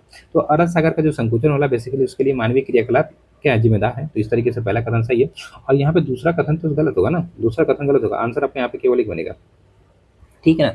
और यहाँ पे देखा जाए कुछ चीजें बिल्कुल सही, चलिए कोई बात नहीं। अगला प्रश्न देखा जाए 57, कथन कारण कह रहा है कि भारत में जूट की खेती मुख्यतः पूर्वी व केंद्रीय केंद्रित है। मतलब एक देखिए क्या कह रहे हैं यहाँ पे, भारत में जूट की खेती मुख्यतः पूर्वी क्षेत्र में केंद्रित है। विशेष रूप से पश्चिम बंगाल तथा बिहार जैसे राज्यों में इसका प्रमुख उत्पादन होता है, ठीक। कथन हो गया। कारण क्या कह रहा है, जूट की खेती के लिए उच्च तापमान और आर्द्र जलवायु की आवश्यकता होती है। तो बताइए यहाँ पे आंसर क्या, तो कथन कारण दोनों से व्याख्या भी कर रहा है। यहाँ पे आर्द्र जलवायु है, साथ साथ में जो तापमान है वो अधिक भी है, ठीक। अगला कह रहा है सूची को सूची दो से शामिल करना, पर्वत श्रेणी है और कह सकते हैं यहाँ पे क्या उनकी अवस्थिति की बात हो रही है। तो आइए थोड़ा सा यहाँ पे प्रश्न संख्या 58 में देखते हैं। जैसे सबसे पहले जारगोस, तो जारगोस एक तरीके से देखा जाए तो कहाँ पे पड़ेगा, जारगोस जो है ये आपका ईरान, इराक तथा तुर्की में पड़ेगा। तो इस तरीके से यहाँ पे मिला देते हैं, ठीक है। स्कैंडिनेवियन जो आपका है ये नॉर्वे वगैरह में पड़ेगा, ठंडे प्रदेशों में, तो इस तरीके से यहाँ पे जाएगा। काकेशस से रूस, जॉर्जिया आपका यहाँ पे अजरबैजान तथा यहाँ पे पड़ सकता है। हाँ प्लेसियन आपको संयुक्त राज्य अमेरिका कनाडा में। इस तरीके से 1 2 3 4 आमने सामने शामिल हो गए, आपका आंसर यहाँ पे ए बन गया ना, ए बन गया। चलिए अगला कह रहा है कि लेटराइट मिट्टी के संदर्भ में कुछ कथन दिए गए, आपको बताना कि इनमें से कौन सा कथन सही है। जैसे कि लेटराइट मिट्टी का लाल रंग लोहे के ऑक्साइड की उपस्थिति के कारण होता है, ठीक है। ये मिट्टी नाइट्रोजन, पोटास, चूना तथा जैविक पदार्थों में समृद्ध होती है। बताइए आपका 59 का आंसर क्या बनेगा। तो 59 का आंसर आपको बताइए जल्दी से। यहाँ पे बनेगा केवल एक ना, केवल एक बनेगा, ठीक है। इस तरीके से पहला तो सही है, दूसरा गलत है। अगर लेटराइट मिट्टी की मैं बात करूँ तो इसमें जो लाल रंग होता है लोहे के ऑक्साइड की उपस्थिति के कारण होता है। ये मिट्टी समानता लोहा व एल्युमिनियम ऑक्साइड में समृद्ध होती है, जबकि नाइट्रोजन, पोटास वगैरह में ये क्या होती है, इसमें कमी होती है ना, इनसे में कमी होती है। यहाँ पे समृद्ध नहीं होती भैया, कमी होती है, ठीक है। तो इस तरीके से आप लोगों को पता होगा यहाँ पे आंसर क्या होगा, सही है, ठीक। अगला कह रहा है निम्नलिखित कथनों पर विचार कीजिए और बताइए कि इनमें से कौन से कथन आपके यहाँ पे क्या है तो सही है। बताइए तो यहाँ पे क्या सही है। चलिए तो यहाँ बताइए, आप कह रहा है कि निम्न कथन पर विचार कर बताना कि आपको यहाँ पे ये कौन सा सही है, ठीक है। देखते हैं जैसे कि चापचार कूट मिजोरम का एक प्रमुख त्योहार जिसे जंगल की सफाई के बाद मार्च में मनाया जाता है। खोंगजाम परवा मिजोरम का एक पारंपरिक कथा गीत है। थांग तांग मणिपुर की एक पारंपरिक मार्शल आर्ट शैली है। और अच्छा प्रश्न भैया ये तो। पहला तो आपका सही होगा, कई बार हम लोगों ने पढ़ा भी है इसको, और तीसरा सही है, लेकिन दूसरा देखा जाए तो गलत है। क्यों गलत है? क्योंकि खोंगजाम जो है ये पर्वत, जिसको पर्व कहते हैं, ये मणिपुर का है, मिजोरम का नहीं है। ये आपका मणिपुर का है। ठीक है, तो इस तरीके से आंसर 1 और 3 बन गया। 1 और 3 आपका आंसर यहाँ पे बिल्कुल सही जगह। कह रहा है हेनसांग के संदर्भ में कुछ कथन दिए गए हैं। देख लेते हैं। कह रहा है कि हेनसांग के अनुसार मथुरा उस समय सूती वस्त्र के लिए प्रसिद्ध था, जबकि वाराणसी रेशमी वस्त्र के लिए विख्यात थी। ठीक है, और देखा जाए यहाँ पे क्या कह रहा है। और यहाँ पे कह रहा है कि हेनसांग ने थानेश्वर की समृद्धि का प्रधान कारण, जो कारण है, व्यापार बताया था। यहाँ पे आपको सही बताना है। यहाँ पे आपको क्या बताना है? तो सही बताना। बताइए एक सर का आंसर क्या जाएगा? दोनों सही है। ये दोनों ही स्टेटमेंट आपके यहाँ पे सही है। फिर से देख लीजिए। हेनसांग ने थानेश्वर की समृद्धि का प्रधान जो कारण बताया था, प्रमुख कारण व्यापार बताया था। और यहाँ पे जो ये बता रहा है कि हेनसांग ने के अनुसार मथुरा उस समय सूती वस्त्र के लिए प्रसिद्ध था, जबकि वाराणसी रेशमी वस्त्र के लिए। तो ये भी सही है। ठीक है, तो ये याद रखिएगा, आपको ऐसे प्रश्न बन सकते हैं। कथन कारण वाला प्रश्न यहाँ पे आ गया। ठीक है, देखते हैं क्या कह रहा है आपका यहाँ पे 62 में। ये कह रहा है कि कर्नाटक कर्नाटक के हेलीबीर में स्थित होयसलेश्वर मंदिर को होयसल राजवंशों के शासनकाल में गहरे रंग के परतदार चट्टान से निर्मित किया गया था, तथा इसे बेसर शैली का मंदिर कहा जाता है। कारण कर इस मंदिर की मौलिक तारकीय भू योजना एवं अत्यंत अलंकारिक उत्कीर्ण इसे अन्य मध्यकालीन मंदिरों से क्या करती है? तो विशिष्ट बनाती है। तो बताइए, तो 62 का आंसर क्या बनेगा? तो 62 का आंसर हम लोग देखें यहाँ पे, तो इस हिसाब से कथन कारण दोनों से आपकी व्याख्या भी करा, आपका सी आंसर बनेगा। ठीक। अगला कह रहा है आपका 63, तिलक के संदर्भ में कुछ कथन दिए गए हैं। तिलक जी के बारे में कुछ कथन दिए गए हैं, ये थोड़ा सा देखते हैं कि कौन सा कथन इनमें से सही है। ठीक है, जैसे कि जून 1897 में पूना में रैन व अरेस्ट की हत्या के पश्चात आरोप लगाया गया कि तिलक के नेतृत्व में ब्राह्मणों ने साजिश की थी। जुलाई 1897 में तिलक को राजद्रोह के आरोप में गिरफ्तार कर 18 महीने की सजा सुनाई गई थी। चलिए बताइए यहाँ पे आंसर क्या जाएगा प्रश्न संख्या 63 के लिए। तो दरअसल आपको पता होगा कि यहाँ पे देखा जाए जून 1897 में चापेकर बंधु थे, उनके द्वारा पूना की प्ले कमेटी के जो अध्यक्ष थे रैंड, ठीक है, और क्या नाम था, अरेस्ट, उसकी हत्या कर दी गई थी। और एक तरीके से ये जो घटना थी उसमें अगर देखा जाए तो जो दोनों स्टेटमेंट बता रहा है ना, ये बिल्कुल सही बता रहा है। यहाँ पे दोनों स्टेटमेंट बिल्कुल सही बता रहा है। इस तरीके से आपका आंसर यहाँ पे ये बनेगा। दोनों स्टेटमेंट आपके यहाँ पे बिल्कुल ही सही है। अगला कह रहा है किताब उल हिंद के संदर्भ में निम्नलिखित कथनों का अध्ययन करके बताना कि हमें कि कौन सा सही है। किसके बारे में? किताब उल हिंद के बारे में। तो कह रहा है कि किताब उल हिंद की रचना अल-बरूनी ने की थी। ठीक है, किताब उल हिंद से तत्कालीन भारतीय सामाजिक सांस्कृतिक व्यवस्था का विस्तरण मतलब विस्तृत वर्णन मिलता है। तो सही तो होगा, दोनों सही होना चाहिए ना यहाँ पे, दोनों सही होना चाहिए। तो यहाँ पे दोनों, पहला भी सही है, आपका दूसरा भी सही है, तो आपका आंसर यहाँ पे डी बना। ठीक है, डी आपका आंसर यहाँ पे बन गया। अगला करें आदि शंकराचार्य के संदर्भ में कुछ कथन दिए गए हैं। आपको बताना कि इनमें से कौन से कथन यहाँ पे देखा जाए तो सही है। ठीक है, जैसे कि भक्ति आंदोलन का सूत्रपात दक्षिण भारत में 8वीं शताब्दी में आदि शंकराचार्य के उदय के साथ हुआ, जिन्होंने विशुद्ध अद्वैतवाद का प्रचार किया। ठीक है, शंकराचार्य ने बौद्ध धर्म के प्रभाव को समाप्त करने के लिए अद्वैतवादी दर्शन का प्रतिपादन किया था। तो 65 का आंसर आपको यहाँ पे क्या होगा? बताइए, आपको यहाँ पे 65 का आंसर क्या होगा? आपके ऑप्शन ये रहे। देखिए पहला तो गलत है, पहला तो आपका गलत है, दूसरा सही लग रहा है, दूसरा है भी आंसर। यहाँ पे केवल 2 लगाइएगा। ठीक है, क्योंकि पहला गलत क्यों है? देखिए यहाँ पे देखा जाए थोड़ा सा पहला गलत है। ये तो आपका सही है, ये तो आपका सही है। अगर मैं बात करूँ प्रश्न संख्या 65 में, तो आदि शंकराचार्य ने अद्वैत, यहाँ पे देखा जाए वेदांत के प्रतिपादन करते हुए यहाँ पे जो 8वीं शताब्दी में बता रहा है, ये गलत लग रहा है मुझे। ठीक है, तो इस तरीके से यहाँ पे देखा जाए तो ऐसा दूसरा कथन सही है, पहला कथन आपका सत्य ना। ठीक है, इस चीज को आप लोग यहाँ पे याद रखिएगा। ये वैसे भी यहाँ पे देखो क्या कह रहा है यहाँ पे, तो मतलब विशुद्ध अद्वैतवाद थे, मतलब एक तरह से अद्वैतवाद से संबंधित है ये। ठीक है, यहाँ पे लेकिन स्टेटमेंट ये गलत बता रहा है। ठीक है, ये गलत है। ठीक है, इस चीज को आप लोग यहाँ पे थोड़ा सा याद रखिएगा। चलिए आगे बढ़ते, थोड़ा सा आगे देखते हैं हम लोग अगला प्रश्न।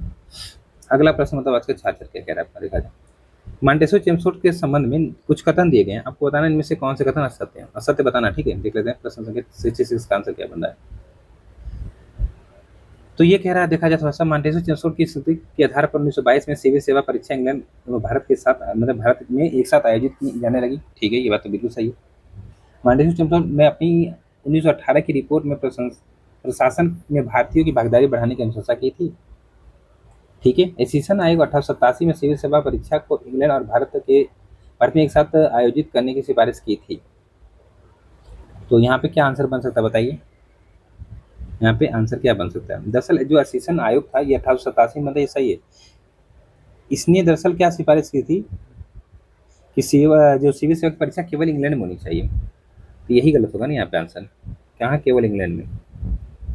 यहाँ पे परीक्षा केवल इंग्लैंड में, केवल इंग्लैंड में होनी चाहिए, ऐसी बात इसने बोली थी। तो ये गलत हो जाएगा। ठीक है, कह रहा होम रूल के संदर्भ में, जो होम रूल लीग है इसके संदर्भ में कुछ कथन दिए गए, आपको बताना कि इनमें से कौन से कथन आपके गलत है। ठीक है, देख लेते हैं।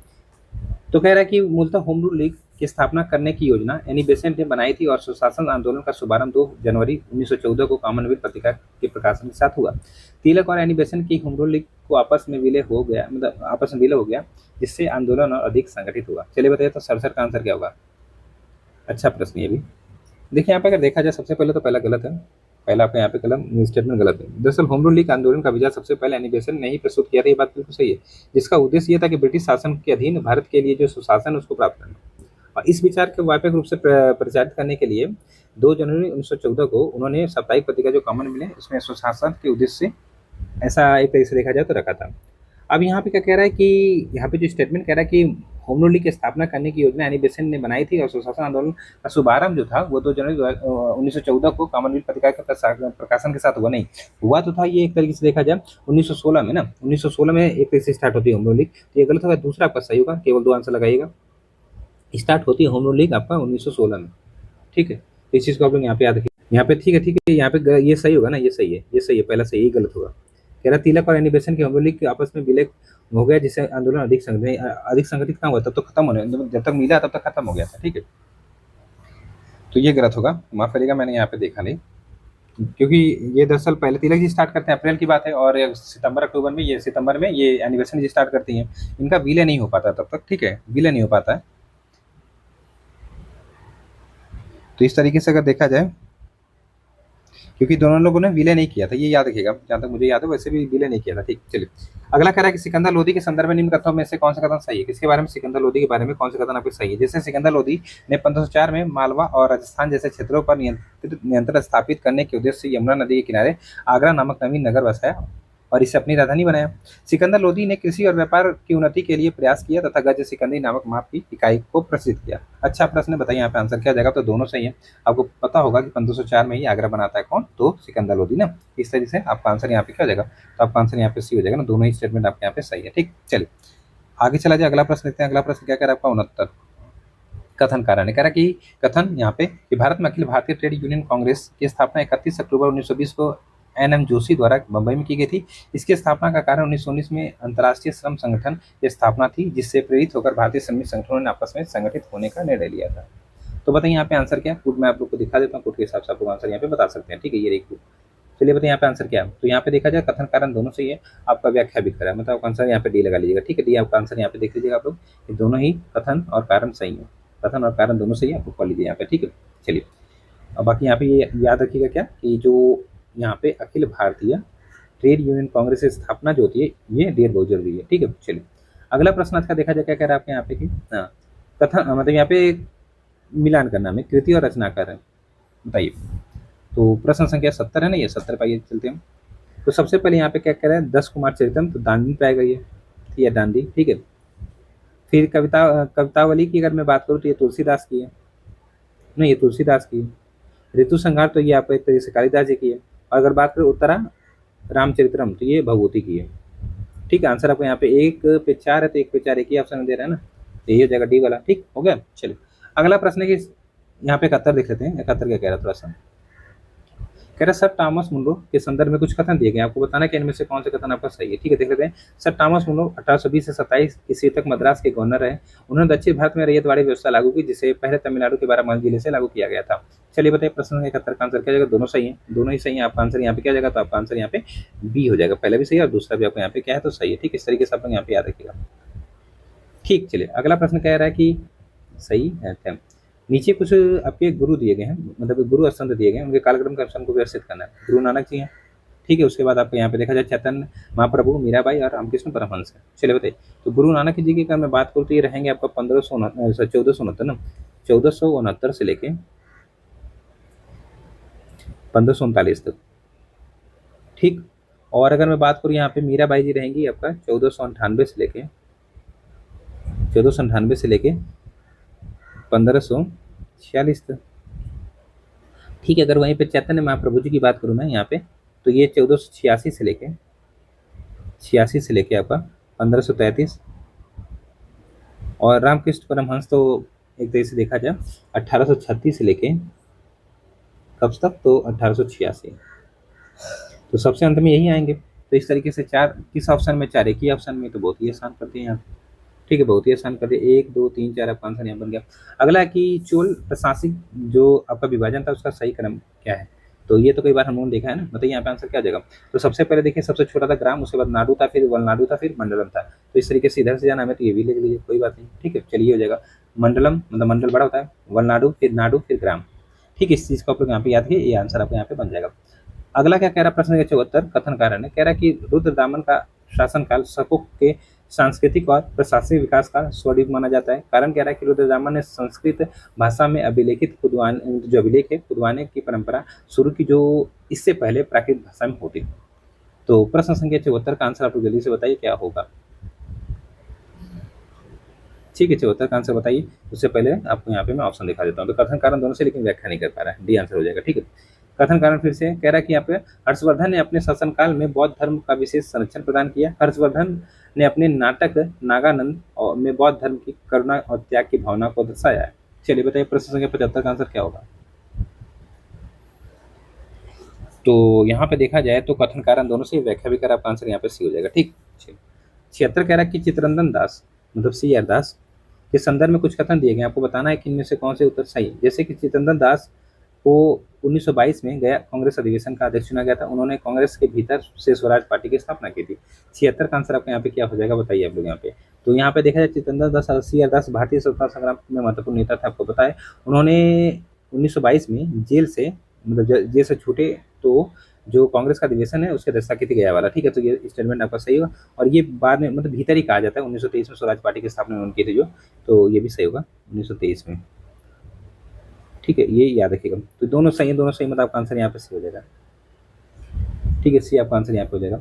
अगला कह रहा है कथन कारण, यहाँ पे कथन है कि शाहजहां के शासनकाल में महावत खां के नेतृत्व में अहमदनगर पर आक्रमण किया गया था। कारण कह रहा है कि मुगल सेना ने अहमदनगर के वजीर फतेह खां को अपनी ओर मिला लिया, जिससे दौलताबाद दुर्ग की विजय संभव हो सकी। अब बताइए 77 का आंसर क्या बनेगा। 77 का आंसर आपको यहाँ पे बताना क्या बनेगा। तो यहाँ पे फिर से कथन कारण दोनों से, लेकिन व्याख्या नहीं कर पा रहा, आपका आंसर यहाँ पे डी बनेगा। ठीक, अगला कह रहा है लोसांग या फिर नामसांग त्योहार किस राज्य का प्रमुख पर्व है। तो लोसांग कहाँ में मनाया जाता है, लोसांग मनाया जाता है आपका सिक्किम में। कहाँ पे, सिक्किम में मनाया जाता है। ठीक है, इस तरीके से आप लोग यहाँ पे याद रखिएगा।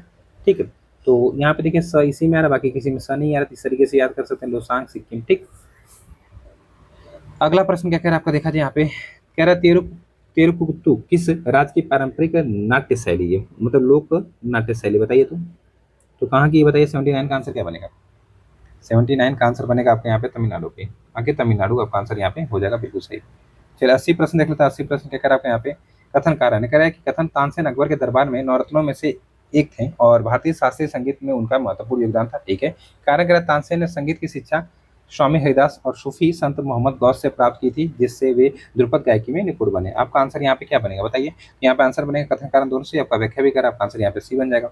अगला कह रहा है सूची को सूची 2 से हमें सुमेल करा, कुछ गुप्तकालीन मंदिर दिए गए हैं और कह सकते हैं उनकी क्या विशेषताएं वो दी गई हैं। तो आइए 81 प्रश्न को हम लोग देखते हैं। जैसे सबसे पहले सांची का मंदिर संख्या 17 है, ये बेसिकली देखा जाए थोड़ा सा यहाँ पे। ठीक है यार, यहाँ पे देखा जाए थोड़ा सा। चलिए,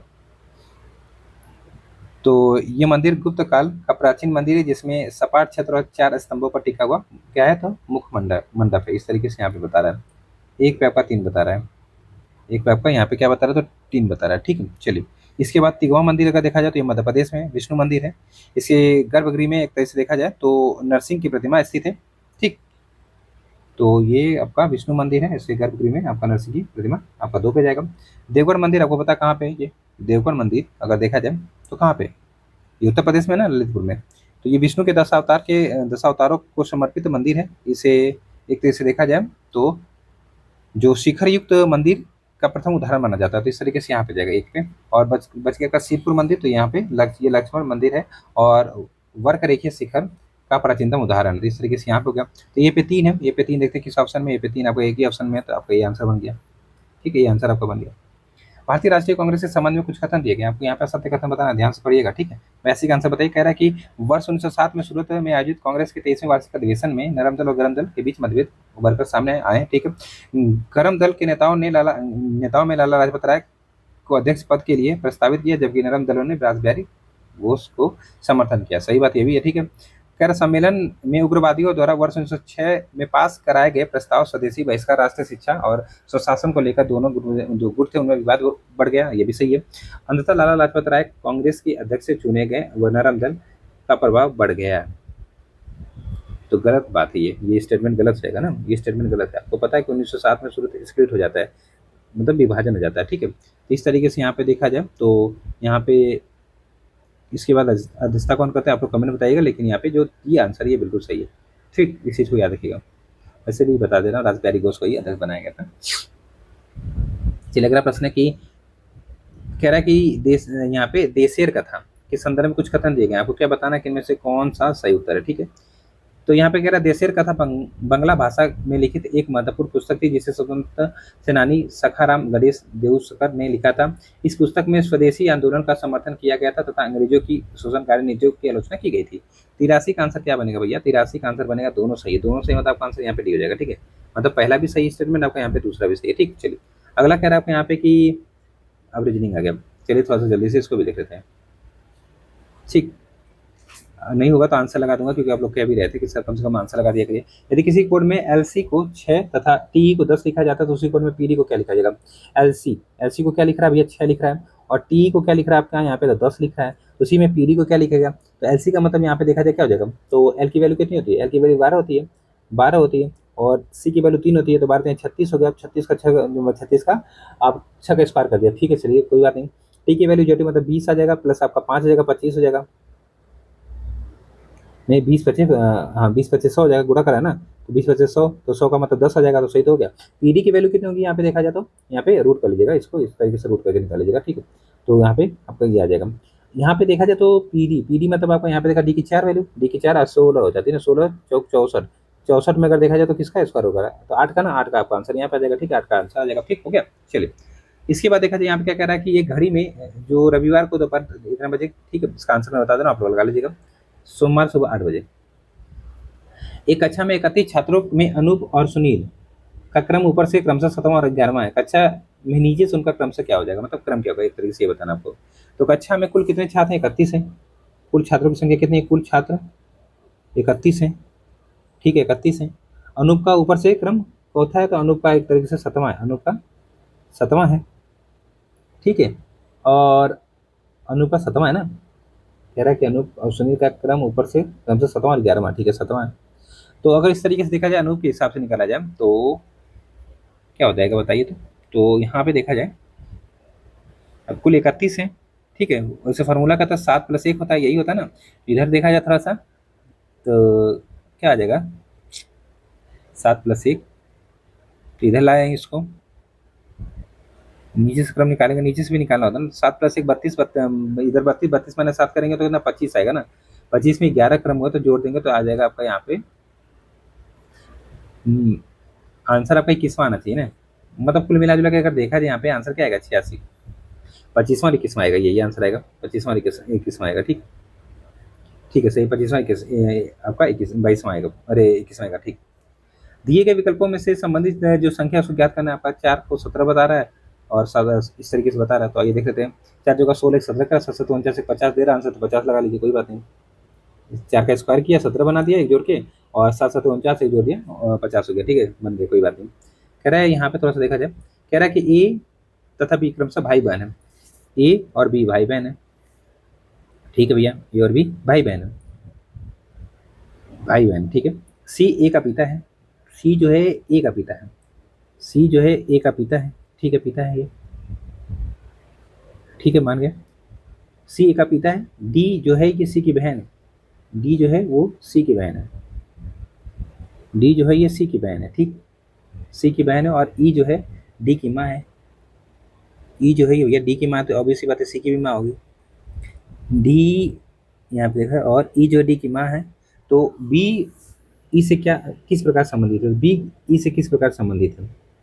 तो भैया यहाँ पे क्या हो गया, इसका लड़का का लड़की ये सब हो गया ना, मतलब एक तरीके से देखा जाए यहाँ पे।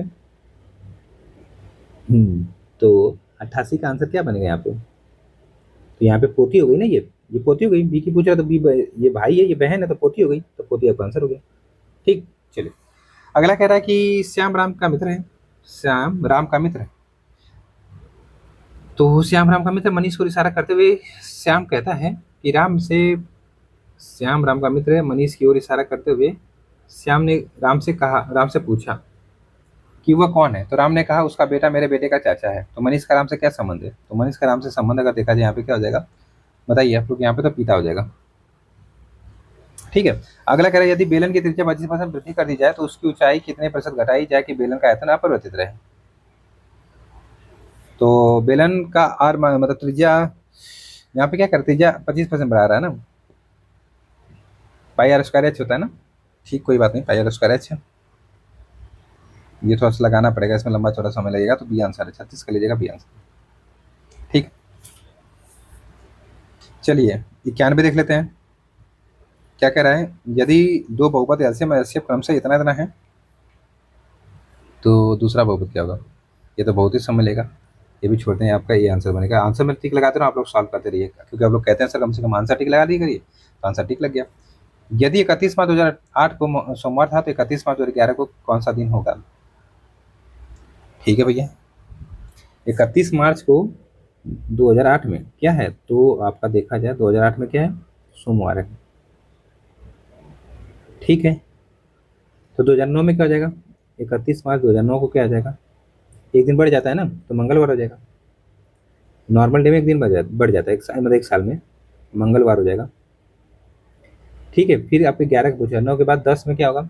10 में आपका यहाँ पे देखा जाए तो बुधवार होगा। ठीक है, 11 में पूछ रहा है, 11 में आपका यहाँ पे पूछ रहा है, तो यहाँ पे बुधवार हो गया 2010 में 31 मार्च को। तो यहाँ पे क्या हो जाएगा? 2011 में 31 मार्च को बृहस्पतिवार होगा ना, बृहस्पतिवार एक दिन और बढ़ जाइए, बृहस्पतिवार कर लीजिए। ठीक, बृहस्पतिवार हो गया, तो यहाँ पे बृहस्पतिवार की फिर 2011 में आपके यहाँ पे देखा जाए तो बृहस्पतिवार हो रहा है। ठीक, चलिए एक दिन बढ़ जाता है साल के बाद। निम्न कथनों का संदर्भ लें और निष्कर्ष इस तरीके से चलिए देख लेते हैं। यहाँ पे कह रहा है कि सभी बालक सत्यवादी हैं, कमल बालक है। निष्कर्ष ये कह रहा है कमल सत्यवादी है और सभी सत्यवादी बालक होते हैं।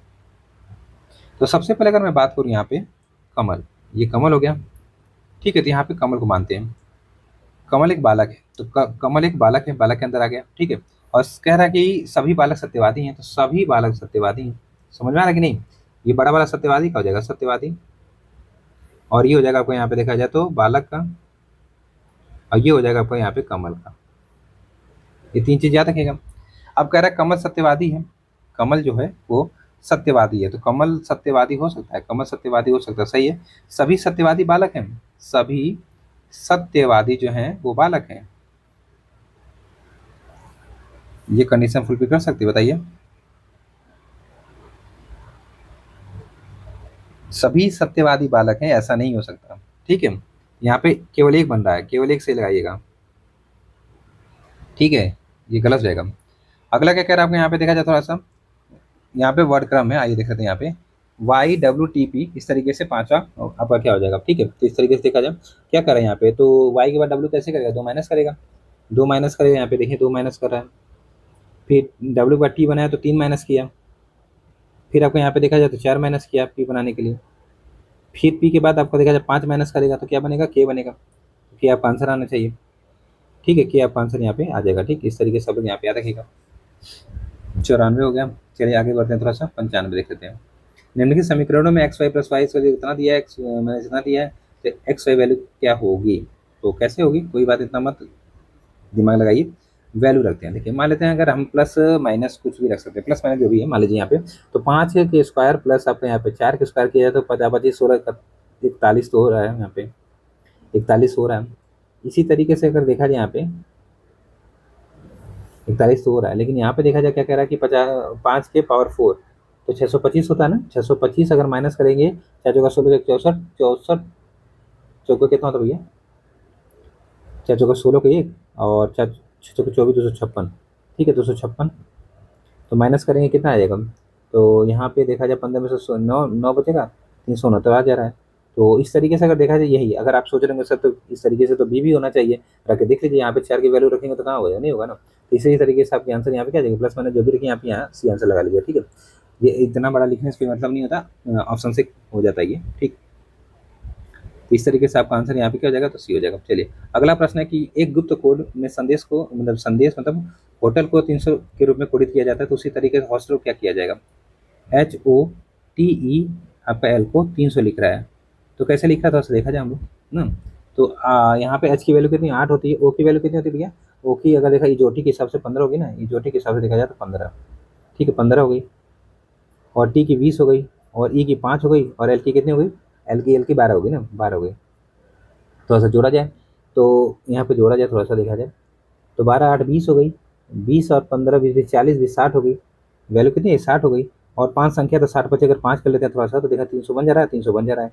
तो यही काम यहाँ पे कर देते हैं हम लोग, यही काम आपको यहाँ पे कर देते हैं किसमें, हॉस्टल में। तो यहाँ पे एच की वैल्यू तो हमें पता ही है कितनी 8 है, ओ की वैल्यू भी पता हमें कितनी है, तो 20 है, नहीं ओ की नहीं जोटी में 15 आएगी ना, 15 है। एस की वैल्यू कितनी है, एस की वैल्यू बताइए, तो एस की वैल्यू आपका 19 है। फिर प्लस करते हैं यहाँ पे किसकी वैल्यू है, यहाँ पे हॉस्टल टी की वैल्यू 20 हो जाएगी। ई की वैल्यू कितनी है, ई की वैल्यू 5 है। एल की वैल्यू कितनी दे रहे हैं यहाँ पे, एल की वैल्यू कितनी 12, जोड़ा जाए तो यहाँ पे देखिए फिर से जोड़ा जाए थोड़ा सा, 12 8 20 हो गया, 15 20 40 हो गया, और 40 और 19 कितना हो गया, यहाँ पे कितना आएगा वैल्यू बताइए, देखिए 12 8 20 हो गया, 15 5 20 20 40 हो गया, और 60 16 79 हो गया। 79 का अगर देखा जाए 79 में हम लोग 5 यहाँ भी तो इससे भी पूरा करेंगे ना, 5 ही संख्या ना, नहीं 6 है ना, यहाँ पे 6, 6 से क्या करते हैं, 1 2 3 4 5 6, 3 3 6 सही है, 6 9 54 तो 4, और 6 7 42, और आपका 5 47 ना, 474 आ जाएगा, 474 के दिया दिया तो है आपका आंसर यहाँ पे बी हो जाएगा। इस तरीके से सॉल्व कर सकते हैं आप। चलिए आगे बढ़ते हैं। निम्नलिखित आधार वाक्यों के नीचे दिए गए निष्कर्ष में से कौन सा वैध निष्कर्ष निकाला जा सकता है, कह रहा है कि सभी वैज्ञानिक स्नातक हैं, ठीक है, कोई सुपरवाइजर स्नातक नहीं है, निष्कर्ष आपको ये सब दिए गए हैं। इस तरीके से थोड़ा सा आप भी लगाइएगा ऐसे प्रश्न, एक अठवा बताइए, आंसर इसका सी बता दे रहा हूँ मैं, आंसर ठीक लगा दे रहा हूँ, ठीक है। चलिए अब यहाँ पे कह रहा है प्रश्न संख्या 98 में, कह रहा है कि कथन कारण है, कह रहा है भारतीय संविधान के अनुच्छेद 263 के तहत राष्ट्रपति को अंतर्राज्यीय परिषद की स्थापना करने का अधिकार है, ठीक है भैया। आगे कह रहा है कारण अंतर्राज्यीय परिषद का उद्देश्य राज्यों और केंद्र सरकार के बीच समन्वय स्थापित करना होता है, तो सही तो बात है, कथन कारण दोनों से आपकी व्याख्या भी करें, यहाँ पे स्पष्टीकरण 263 में क्या अंतर्राज्यीय परिषद है, ये थोड़ा सा याद रखिएगा। चलिए अगला प्रश्न आज का देखा जाएगा, कह रहा है 99 सोचिए कुछ सूची 2 से शुरू करना, कुछ संवैधानिक आपके यहाँ पे क्या है, तो प्रावधान है, और यहाँ पे आर्टिकल दिए गए हैं, तो आइए देख लेते हैं थोड़ा सा। जैसे कि वित्तीय आपातकाल, तो 360 में वित्त आपातकाल। अगर बात करें भारत का नियंत्रक मालिका परीक्षा के 148 में, ठीक है, संघ या फिर राज्य लोक सेवा आयोग, तो ये आपका 315 में ही है। राज्यसभा की संरचना आपका 80 में है। 1 2 3 4 आमने सामने शामिल हो गया, ज़्यादा समय नहीं लेते इसमें, ठीक। चलिए इसके बाद अगर देखा जाए कह रहा है कि निम्नलिखित कथनों में से कौन सा कथन अगर देखा जाए तो भारतीय संविधान के संदर्भ में सही है, आइए थोड़ा सा देख लेते हैं प्रश्न संख्या 100 का आंसर। कह रहा है कि अनुच्छेद 14 समानता के अधिकार की गारंटी देता है, ठीक, ये तो सही है, पहला ही सही हो गया, अभी पहले ही सब सही हो गया, सही बताना तो ज़्यादा समय हम लोग नहीं लेंगे इसमें। थोड़ा सा देख लेते हैं, कह रहा है कि मौलिक अधिकार केवल भारतीय नागरिकों को ही प्रदान किए जाते हैं, विदेशी को नहीं, भैया क्यों नहीं है, 15 16 कुछ है जैसे 15 16 19 29 30, ये सब भारतीय नागरिकों को हैं, बाकी सब तो सबके लिए भी हैं। अनुच्छेद 23 24 सांस्कृतिक और शैक्षिक अधिकारों से संबंधित नहीं भैया, ये शोषण के विरुद्ध अधिकार है। संविधान मौलिक अधिकारों के उल्लंघन पर केवल संसद को न्याय प्रदान करने की शक्ति देता है, संविधान मौलिक अधिकार के उल्लंघन पर केवल संसद को न्याय प्रदान करने की शक्ति नहीं, न्याय संसद मिलती है, यहाँ पे देखा जाए तो सुप्रीम कोर्ट, और एक तरीके से देखा जाए कौन, हाई कोर्ट देती है ना, आर्टिकल 32 226 याद रखिएगा, ठीक। चलिए आगे बढ़ाते हैं थोड़ा सा। अगला कह रहा है आपको यहाँ पे कि भारत के राष्ट्रपति के बारे में निम्न कथनों में से विचार कर बताना क्या है कि इनमें से कौन सा कथन आपके यहाँ पे सही है, ठीक है, देख लेते हैं 101 में। कह रहा है कि राष्ट्रपति द्वारा आपातकाल की घोषणा करने के बाद उसे संसद के दोनों सदनों में 6 महीने के भीतर अनुमोदन करना अनिवार्य है, ठीक है। राष्ट्रपति को संविधान के तहत उच्च न्यायालय के न्यायाधीशों की नियुक्ति की शक्ति प्राप्त है। चलिए बताए 101 का आंसर क्या बन जाएगा, तो पहला तो गलत होगा, पहला आपका गलत है, यहाँ पे 6 महीना कहीं भी नहीं मिलता है, 2 महीना मिलता है, वो भी किसके लिए 2 महीना मिलता है, तो यहाँ पे जो राष्ट्रीय आपातकाल है, ठीक है, तो 2 महीने, इस चीज़ को आप लोग यहाँ पे याद रखिएगा, 6 महीने का जिक्र नहीं कहीं, ठीक है। तो इस तरीके से गलत, ये तो सही 100%, तो आपका आंसर यहाँ पे केवल 2 हो जाएगा। चलिए अगला प्रश्न 101 के बाद 102 देख लेते हैं, यहाँ पे फिर से हमें क्या करना, थोड़ा सा सुमेल करना है, तो 102 को हम लोग यहाँ पे सुमेल करने की कोशिश करते हैं। चलिए देख लेते हैं, सबसे पहले क्या तो संविधान के कुछ भाग दिए गए और वितरण है, ऐसे प्रश्न बहुत बनते हैं। भाग 3 में क्या है, तो भाग 3 में आपका यहाँ पे मौलिक अधिकार है, फंडामेंटल राइट्स है। भाग 4 में क्या, तो डीपीएसपी है, राज्य केंद्रीय तत्व है। भाग 5 में क्या, तो संघ सरकार, बिल्कुल सही है। भाग 9 में आपको पंचायतें हैं, 1 2 3 4, 1 2 3 4 आपके यहाँ पे देखा जाए तो आमने सामने सुनने सी हो जाएगा। अगला प्रश्न क्या कह रहा है आपके यहाँ पे, संसदीय समितियों के संदर्भ में कुछ कथन दिए गए हैं, उन पर विचार कर बताना कि इनमें से कौन सा कथन सही है। आइए देख लेते हैं 103 का आंसर क्या बन रहा है यहाँ पे। ये कह रहा है कि लोक लेखा समिति संघ सरकार के विनियोग लेखों जैसे कि आपका यहाँ पे और वित्त लेखों की जांच करती है। प्राक्कलन समिति में लोकसभा और राज्यसभा दोनों के सदस्य होते हैं। सरकारी उपक्रम संबंधित समिति सार्वजनिक उपक्रम के प्रभावी संचालन को सुनिश्चित करती है। लोक लेखा समिति के अध्यक्ष परंपरागत रूप से सत्तारूढ़ दल से होते हैं। आपको बताने में से कौन सा सही है, चलिए बताइए। तो 103 का आंसर क्या बन रहा है यहाँ पे, 103 का आंसर आपका यहाँ पे क्या बन रहा है। ठीक है, ऑप्शन दिखा दूँ थोड़ा सा, ये रहे ऑप्शन। तो सबसे पहले क्या कह रहा है आपके यहाँ पे कि लोक लेखा समिति संघ सरकार के विनियोग लेखों और वित्त लेखों की जांच करती है, बिल्कुल करती है, ये तो स्टेटमेंट सही है, पहला तो सही है। ठीक, फिर क्या, प्राक्कलन समिति में लोकसभा और राज्यसभा दोनों सदस्य कहाँ हो, या 30 सदस्य होते, 30 कहाँ से होते हैं, तो 30 लोकसभा से होते हैं। 30 सदस्य कहाँ से, केवल लोकसभा से, केवल आपको लोकसभा से, तो ये गलत हो गया, एलिमिनेशन से लग रहा है काम, तो सी चला गया आपका, डी चला गया। ठीक है, कम से कम 2 तो चले गए। चलिए, इसके बाद कह रहा है सरकारी उपक्रम संबंधी समिति सार्वजनिक उपक्रम से प्रभावी संचालन सुनिश्चित करती है, बिल्कुल करती है। लोक लेखा समिति के अध्यक्ष परंपरागत रूप से सत्तारूढ़ दल से होते नहीं भैया, जो विपक्ष के नेता होते हैं वो होते हैं ना, विपक्ष के नेता, विपक्ष के नेता होते हैं। ठीक है, तो इस तरीके से आपका देखा जाए यहाँ पे, हाँ 1 और 3 सही है, 1 और 3 आपके यहाँ पे सही है, तो आंसर आपका ई बन गया। ठीक है, अगला कह रहा है कि भारतीय चुनाव प्रणाली के संबंधित आपका कुछ कथन दिए गए, उन पर विचार कर बताना कौन सा कथन सही है। आइए देखते हैं 104 का आंसर क्या बन रहा है, यानी बड़े बड़े प्रश्न बनाया है ना। देखिए यहाँ पे कह रहा है कि लोकसभा और राज्य विधानसभा के चुनाव first pass the post system जो होता है उसके तहत कराए जाते हैं, किसके, तो लोकसभा और राज्य विधानसभा। ठीक है, राष्ट्रपति और उपराष्ट्रपति के चुनाव प्रत्यक्ष मतदान प्रणाली के माध्यम से होता है। ठीक, राज्यसभा के सदस्यों का चुनाव एकल संख्या मत जो होता है उसके तहत होता है। संविधान के तहत चुनाव आयोग को चुनाव की पारदर्शिता सुनिश्चित करने के लिए ईवीएम और वीवीपैट जैसी तकनीकों का उपयोग करने का अधिकार दिया गया है। चलिए, जो ये प्रश्न है इसका आंसर बताइए, क्या आंसर बनेगा। तो आइए हम लोग यहाँ पे एक एक करके सॉल्व करने की कोशिश करते हैं। सबसे पहले कह रहा है लोकसभा और राज्य विधानसभा के चुनाव first pass the post system पे होते हैं, मतलब एक और ज्यादा पा के आप जीत गए, तो सही बात है ये। ठीक है, राष्ट्रपति और उपराष्ट्रपति का चुनाव प्रत्यक्ष मतदान प्रणाली मतलब डायरेक्ट वोटिंग के माध्यम से होता नहीं भैया, इनडायरेक्ट होता है ना, इनडायरेक्ट होता है, अप्रत्यक्ष तरीके से होता है। राज्यसभा के सदस्यों का चुनाव एकल संक्रमणीय मत प्रणाली के तहत होता है, ये तो बात आपके यहाँ पे देखा जाए तो बिल्कुल सही लग रही है। ठीक है, इसके बाद संविधान के तहत चुनाव आयोग के चुनाव को पारदर्शिता सुनिश्चित करने के लिए ईवीएम और वीवीपैट जैसी तकनीकों का उपयोग करना अधिकार है, सही बात है। 1 2 हटा दीजिए, 1 3 4 हो जाएगा, आपका आंसर यहाँ पे ये हो जाएगा। ठीक है, चलिए अगला प्रश्न देखा जाए, कथन कारण है। कह रहा धन विधेयक पर राज्यसभा केवल 14 दिन तक विचार कर सकती है। ठीक है, कारण अगर राज्यसभा को धन विधेयक में संशोधित करने का पूरा अधिकार है और यदि लोकसभा उसे अस्वीकार कर दे तो राज्यसभा के निर्णय को अंतिम माना जाता है, बिल्कुल उल्टा लिख दिया भैया। तो इस तरीके से यहाँ पे कथन तो सही है लेकिन कारण आपका यहाँ पे पूरा गलत है। ठीक है, इस तरीके से प्रश्न संख्या 105 का आंसर क्या आ जाएगा, 105 का आंसर आपके यहाँ पे सी हो जाएगा। ठीक है, चलिए अगला कह रहा है आपके यहाँ पे भारतीय संविधान में उच्चतम न्यायालय के संबंध में निम्न कथनों पर विचार कीजिए। आइए देख लेते हैं।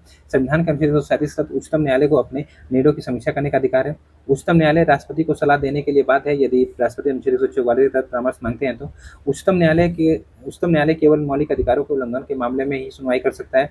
उच्चतम न्यायालय को विशेष अनुमति याचिका ज्योति के माध्यम से किसी भी न्यायालय या फिर अधिकरण के निर्णय की समीक्षा करने का अधिकार है। आपको यहाँ पे सही बताना। बहुत ही अच्छे प्रश्न, बट यही थोड़ा सा लंबा चौड़ा प्रश्न है लेकिन प्रश्न काफी अच्छे खासे हैं, मतलब अच्छे हैं। ठीक है, 106 का नॉलेज हो जाएगी अच्छी खासी। चलिए बताइए यहाँ पे क्या हो जाएगा। सबसे पहले हम लोग सबसे पहले देखते हैं कि संविधान के अनुच्छेद 137 के तहत उच्चतम न्यायालय को निर्णय की समीक्षा करने की मतलब जो जुडिशियल रिव्यू कॉन्सेप्ट ऑफ 137 में, ये बिल्कुल सही बात है। आर्टिकल 137 में उच्चतम न्यायालय को राष्ट्रपति सलाह देने के लिए बाध्य है।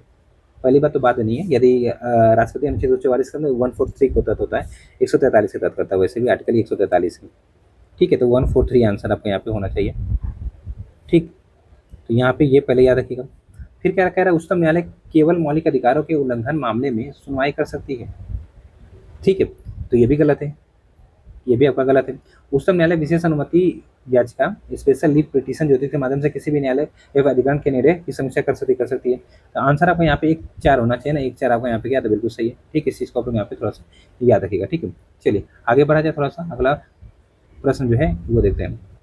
यहाँ पे क्या कह रहा है, देखिए यहाँ पे उच्चतम न्यायालय केवल मौलिक अधिकार को नहीं भैया, बहुत सारी चीजें हैं। 131 आर्टिकल के तहत देख सकते हैं, फिर 131 के बाद 132 तक देख सकते हैं। ये सब बहुत सारे आर्टिकल हैं जिसके तहत सुप्रीम कोर्ट एक तरीके से क्या कर सकती है, तो मामलों का जो उल्लंघन है उसको सुनवाई कर सकती है। ठीक है, तो इस तरीके से जो आपका यहाँ पे प्रश्न था 106 इसका आंसर आपका वही सही है भी। ठीक है, तो ये याद रखिएगा आप लोग। यहाँ पे आगे बढ़ते हैं 107 देखते हैं हम ना। निम्नलिखित उपबंधों में से आपको बताना कि कौन से उच्चतम न्यायालय की शक्तियों और अधिकारों से संबंधित है। तो आइए देख लेते हैं यहाँ पे क्या कह रहा है थोड़ा सा। ठीक, कह रहा मूल अधिकार संरक्षण अनुच्छेद 32 में, परामर्शी अधिकार अनुच्छेद 141 में, न्यायिक समीक्षा अनुच्छेद 13 में, विशेष न्यायालय की स्थापना अनुच्छेद 136 में। ठीक है, सही बताना ना। ठीक है, देख लेते हैं, ये आर्टिकल पूछा सिंपल साफ सा। तो मूल अधिकार संरक्षण अनुच्छेद 32 में है, तो सही है। परामर्शी अधिकार 141 में नहीं है, ये तो आपका सही है, ये गलत हो जाएगा। 143 में है, 143 में है। ठीक है, न्यायिक समीक्षा आर्टिकल 13 में। आर्टिकल 13 में एक तरह से देखा जाए तो न्यायिक समीक्षा तो उतना मिलती है, मतलब न्यायिक समीक्षा एक तरीके से देखा जाए शक्ति प्रदान करता है, न्यायिक समीक्षा की शक्ति प्रदान करता है, ऐसा नहीं है नहीं करता है, आर्टिकल 13 करता है, ये याद रखिएगा। ठीक है, विशेष न्यायालय की स्थापना आर्टिकल 136 बता रहा है। तो अगर बात करें यहाँ पे विशेष न्यायालय की स्थापना किस तहत होती है, 136 तो नहीं है, 136 बेसिकली उच्चतम न्यायालय की विशेष अनुमति याचिका के लिए है ना, ये गलत होगा। ठीक है, 1 और 3 आपका आंसर यहाँ पे सही लग रहा है, 1 और 3। ठीक, इस तरीके से आप लोग यहाँ पे याद रखिएगा। अगला प्रश्न क्या कह रहा है कि सूची को सूची 2 से हमें सुमेल करना है, फिर से सुमेल करते हैं। अनुच्छेद और विषय, अनुच्छेद और आपके यहाँ पे क्या है तो आपके विषय, जैसे 324 है, 352, 360 और 148 है, तो आसान सा तो है। ठीक है, 324 में क्या है तो यहाँ पे चुनाव के गठन की बात होती है। ठीक है, अगर 352 की बात करें तो यहाँ पे देखा जाए भारत में राष्ट्रीय आपातकाल है, और 360 में वित्त आपातकाल है, 148 में कैग है। ठीक है, इस तरीके से आंसर आप लोग देख लीजिएगा जो भी आपका बन रहा है यहाँ पे। कौन सा प्रश्न है ये प्रश्न कौन सा भी है थोड़ा देखा जाए यहाँ पे, तो 108। ठीक है, 108 में इस तरीके से आप लोग यहाँ पे देख सकते हैं जो भी आपका आंसर यहाँ पे बन रहा है। ठीक है, वैसे देख के आंसर मैं बता देता हूँ, वैसे मैंने मैच कर दिया सही, तो ये आंसर बता रहे हैं यहाँ पे ए। अगला प्रश्न क्या कह रहा है कि यदि राज्यसभा के उपसभापति और सभापति दोनों अनुपस्थित हों तो सदन की अध्यक्षता कौन करेगा। तो बात हो रही है किसकी, राज्यसभा की ना, बात यहाँ पे राज्यसभा की हो रही है। चलिए बताइए, तो यदि राज्यसभा के उपसभापति और सभापति दोनों अनुपस्थित हो तो सदन की अध्यक्षता कौन करेगा। तो दरअसल क्या होता है, सभापति द्वारा नामित कोई अन्य सदस्य करेगा। आपका आंसर यहाँ पे डी बनेगा। कह रहे भारतीय उच्च न्यायालय के संबंध में कुछ कथन दिए गए, उन पर विचार कर बताना आपको कौन सा कथन आपके यहाँ पे सही है। ठीक है, जैसे कि भारत में प्रत्येक राज्य के लिए एक अलग उच्च न्यायालय होना आवश्यक है। उच्च न्यायालय को संविधान के अनुच्छेद 228 के तहत किसी भी अधीनस्थ न्यायालय से संबंधित मामलों को अपने पास स्थानांतरित करने का अधिकार है यदि इसमें संवैधानिक व्याख्या का प्रश्न हो तो। उच्च न्यायालय में न्यायाधीशों की संख्या संसद द्वारा निर्धारित की जाती है। उच्च न्यायालय के न्यायाधीशों की नियुक्ति राष्ट्रपति द्वारा भारत के मुख्य न्यायाधीश से संबंधित राज्यों के उच्च न्यायालय के मुख्य न्यायाधीश और राज्यपाल के परामर्श के बाद की जाती है। प्रश्न संख्या 110 का आंसर क्या बनेगा, आप लोग सिंपल सा आंसर बताइए। चलिए देखते हैं।